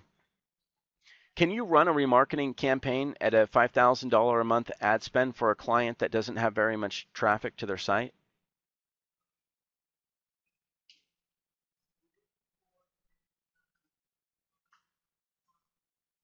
Probably not. The answer is no. Yeah, you need at least 100, but even if you have 100, I mean, people are going to be clicking around all over the place. And let me go back to this one real quick. I'm sorry. Can I get? I want another trivia out there. Let's say that someone has a list of 500 people that are on their list of 500 for the month, right? 500 members for the month, and you want to be able to display 500 to 1,000 actually, and you wanted to display this type of branding all over the place, everywhere that they go. Does anyone know the type of ad spend that you would need to be able to do that on a list of like 1,000? It'd be about $50 for local service providers. And you know what the average cost per click would probably be on that? Less than $1. And you have impressions and branding all over the place, and you're really out there on for the impressions and the branding. Your cost per click would be set to like less than $1 on a membership list of like 1,000, and you'd be able to put it all over the place. It's absolutely insane. And I don't really understand how this sort of marketing medium can stay this affordable for long. I don't. I think the only reason why this exists right now the way that it does is because I don't think a lot of people are aware of it and know about it. But I think we've got about maybe at max like a golden year of being able to avail of a marketing medium of this sort that's this cheap and this powerful. But I think after a year, this has got to get expensive because it's just too good to be true, and it's really because it's so new, it's so fresh, people are still getting used to it. But anyhow, all right, primary remarketing packages. You're not in PPC. You show ads to everyone, everywhere, and you have global competition, right? Theoretically, on remarketing, you're really only in competition for per site on other people that are paying for remarketing, but you don't have much competition. That's why the cost per click is so freaking low if someone does click on it, and most don't. You just haunt them everywhere. So for someone to spend a budget of $5,000 on remarketing through ad spend in Google, they'd have to have a lot of direct traffic to their site because you're only showing ads to people that have come to your site. So you can't spend a lot of money if the site doesn't have a lot of traffic to begin with because you're only showing ads to the audience that's ever come to your website. So keep that in mind. If you have a small client that doesn't have much traffic, you can't just go fire up a $5,000 ad spend budget campaign for them. So keep that in mind. However, retargeting is really powerful, and there are a lot of strategies where you use traditional PPC, traditional SEO, and remarketing. The whole point of running remarketing is getting in front of people who have already come to your site. There's two primary forms of bringing people to your sites that's on your radar, which is bringing them through organic search or traditional paid PPC. After they come to the site, then you try to retain them by running remarketing. Okay? If everyone sees how that works. Therefore, theoretically, if you have a client that's running traditional PPC and is running traditional SEO, then they should also be running remarketing by the book because you got two forms of inbound traffic. They already came to your site. Now you want to run remarketing to show up in front of those people who have already come to your site to make sure that they're converting. So let me just run everyone through real quick the remarketing packages, and the rates on these will be out by Monday and loaded into the dashboard. AdWords remarketing budget range runs the same way as the traditional PPC packages. We got the 0 to 500, 500 to 1,000, 1,000 to 2,000, and then the larger ones. What's included in this is a lot on what's created on the little bolt-on, but we create the remarketing tag. We set the remarketing tag either on specific pages or on all pages, and this establishes the remarketing list, which starts getting populated based on the people that landed on the page that had the tag on it or site-wide. We create the membership duration, which is how long the ads are going to show up for the people that have the cookie put on their browser. We create the marketing banner ad text, just like we did on the other ones, and we create the two banners. The difference is on the different programs really is the amount of banners that we're creating and the amount of remarketing lists. So kind of like in traditional PPC with ad groups, with remarketing, you can have different membership lists. So for instance, if anyone came to and I was a dentist, and someone came to my teeth whitening page, I could put them on a particular list. It would be my teeth whitening membership list. If someone came to my for instance, I don't know, a page for root canals of all things, or I could put them on a root canal list. And then I could create banners and show them banners relative to the page that they visited. How cool is that? Have you guys ever heard of anything like that? That you can display banner ads over and over again to people based on what page they visited? How powerful is that? So if you had a big client that, for instance, was a massive dentist, and I don't know, they're the largest one that's in New York, and they've got a lot of traffic, and you can tell them for all your 5 services, I'm going to create 5 banners to in different sizes for 5 different services that you have, and I can create 5 different lists based on the particular service or product, and I can show the specific banners to those people that landed on those particular pages that were interested in that product or service, and when they click on those banners, they would go to that specific page. How insane is that? So you can track who landed on what, who's interested in what are you going to show to them, where are they going to come to and land on, but solely based on only for people who have already visited your website. That's insane, right? It's really crazy. Upload banner ads, right? Of course, we're going to upload banner ads. I'm still populating this. Align banner ads to the specific landing page. Set the number of times the ad copy will appear. And this is actually banner ad per day. And then, again, we need to make sure that we get 100 on the list. And we can also set up remarketing cancellation triggers. What would be a remarketing cancellation trigger? For instance, we can set it up to where, for instance, I landed on this cognitive SEO site. Now, everywhere I go, I see their ads. Well, they could set it up to where if I went in and I filled out a contact us form, or I filled out the try it for free form, it would redirect me to a page that would have a particular tag on it to tell Google to tell the browser to remove the cookie to take me off the remarketing list because I had converted. So we can even set up triggers to remove the remarketing from people that converted. And that's not part of the little bolt-on, but it is part of the larger remarketing services that we have. That's cool, right? Right, Brian, like Brian said, once you buy or once you fill out a form, right? So that's on the setup on the big remarketing packages. And then on the ongoing monthly, we're going to test banner ads next to each other to see how they're performing, just like we can compare ad text.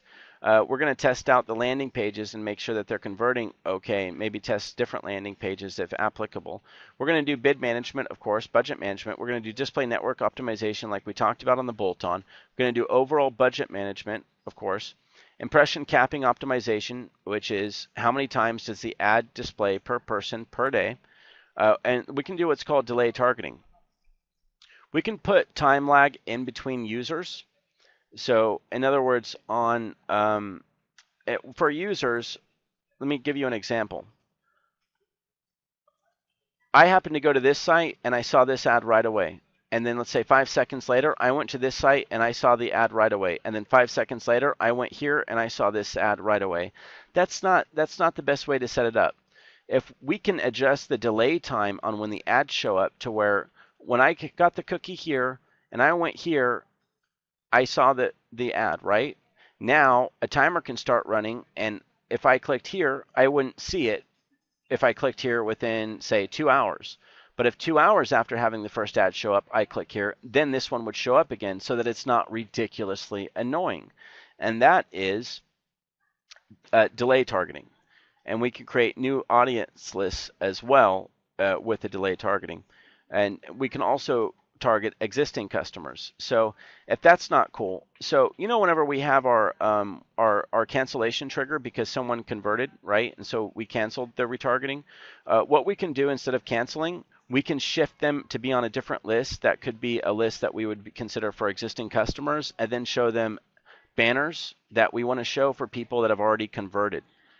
Is that not cool or what? It's like banner remarketing advertising that's really reminiscent of targeted email campaigns or something.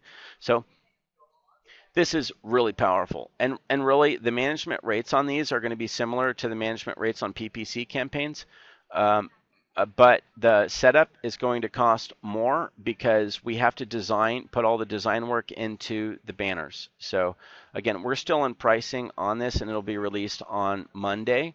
But it should be really exciting for everyone. It really should, because this is going to be a really big deal. The bolt-ons are a big deal. The remarketing, it's nice, and honestly, when someone tells me how do I make money on PPC, my best answer is bundle it with SEO and charge a heck of a lot of money, really. Other than that, the bolt-on package, clearly, this has to be a bolt-on. It's a value bolt-on to SEO and local buzz. How do you make money if you're only going to run a remarketing package for a client and that's it? No SEO, no local buzz. You're just going to run remarketing for them. Well, you're going to have to charge them based on a management fee, really, unless you're not going to disclose to them the amount of money that was spent on the ad spend itself. But typically that's transparent. But not to be shy to charge a large management fee. You can charge a large management fee. There's really nothing wrong with that. A lot of people will charge 50% of the ad spend as a management fee. The people that are veterans in the PPC industry that know how to charge money for it, really, it's a completely different ballgame. They'll run initial analysis on what it costs to bring a conversion, and then they'll charge based on the conversion that they bring to people. But my recommendation one is to wrap remarketing campaigns, particularly in with SEO packages, and just charge a lot for it, particularly with the bolt-on. If you're just going to run a remarketing package, then you're going to have to charge a really large management fee, and you're going to have to make your money that way, and which is the exact same thing with the traditional PPC packages that we went over in here, right? Which is through the search network. You're just going to have to charge a larger management fee on it. And I'm probably, since we're running out of time here, going to have a completely separate webinar on how to charge to make money on PPC. But in short, you just got to charge a lot more on your management fee. But it really, a lot of the magic to making money on PPC is to roll it in with another marketing medium, so that it's not isolated on what you're charging for a management fee versus the other services, and you bundle it in together.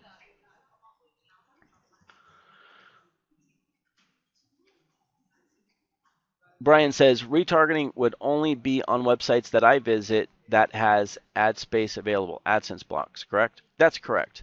But I'm telling you, I did an example for you guys whenever I typed in like firefighter news, and I opened up about 5 sites, and 3 out of the 5 sites had the ads all over it, right?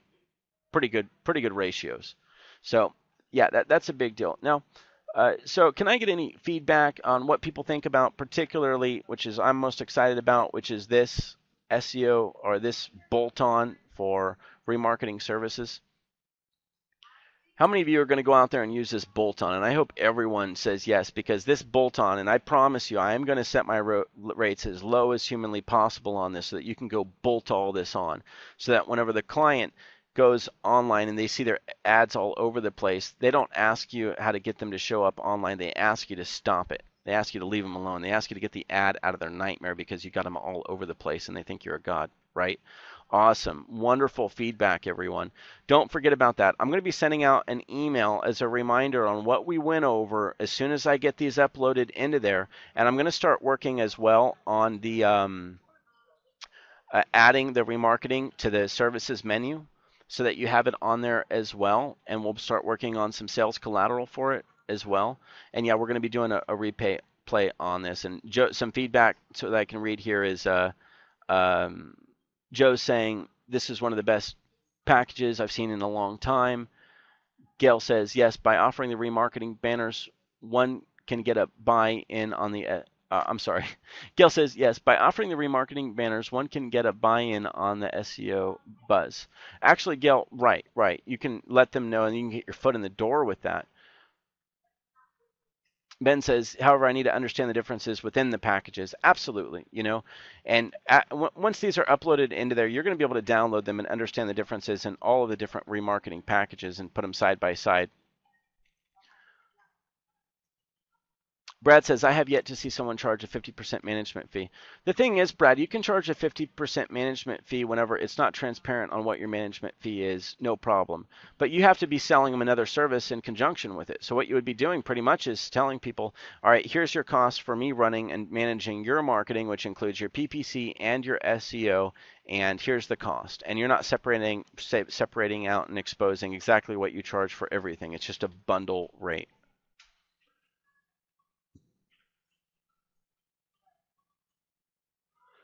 Patty says, I can see this is going to make a lot of money. This is awesome. Thanks, Paul. All right, good. I hope that everyone's really, really pumped up on this, and there's still a lot of people on the line, which is just crazy. You guys must be really excited about remarketing to still be on this line because we're going on about 2 hours and 15 minutes here. So I appreciate everyone staying on the line here. And hey, happy 4th of July, everyone. It's a remarketing 4th. And hopefully you blow something up. That's the American style. Set something on fire, blow something up, drink some beer. That's right. That's what we do. I happen to be in the Philippines, so I probably get in trouble if I did that here. But, you know, hey, I'll be there in spirit.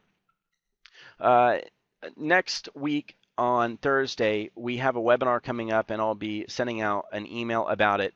Next week on Thursday, we're going to be sending out an email to let you know. Next week on Thursday, we're going to have the webinar on web design. So we have updates to web design. It's going to be about mobile responsive design, and it's going to be a webinar. I'll have Roy on, and we're going to talk a lot about web design. So web design is going to make you a lot of money as well. So I know that we're hopping around a little bit here, but we will be talking about web design. So remember, this upcoming Thursday is the typical VIP webinar schedule, and we're going to be going over the mobile responsive web design, what updates there are that are out there, and we're going to have on hopefully at least 2 guest speakers that are resellers that will be able to show you examples of what we designed for them. They're going to be able to show you, be able to talk about also how much money they've made off of doing web design business with us and what it was like working with us. We've made a lot of improvements and come a long ways on our web design services. It's one of the things we've been working on really, really hard, you know, outside of just improving our overall communication and communication systems. But web design team has grown leaps and bounds, and they're really doing a great job on their work right now. So don't miss that webinar next Thursday. And keep in mind, everyone, don't forget to visit the video library. And if you haven't seen the free research that we do for you, then you need to get in here and make sure that you go into the webinar archive and watch the older webinars on the SEO and local buzz services. So in the webinar archive, the local buzz and the SEO services, and we'll be loading in the social media webinar that we just did in here as well. And keep in mind all the free research that we do for you whenever you submit a proposal request. So get your proposal requests in. I know it's the 4th of July, but over the weekend you might as well be ramping up for next week and getting the proposal requests in. And some new development, for those of you who haven't seen it, in your live support slide out, keep in mind your dedicated sales consultant is on there. So if you're wondering who to call to, who to reach out to, who to add on Skype, just hit your live support. The slider will pull out. If you don't see your dedicated sales consultant in there, then dial in to general sales support and ask to have a dedicated sales consultant assigned to you. So, all right, everyone, have a wonderful evening. Have a wonderful 4th of July. We'll be in the office tomorrow because, hey, business never sleeps. So feel free to hit us up tomorrow. Enjoy your 4th of July.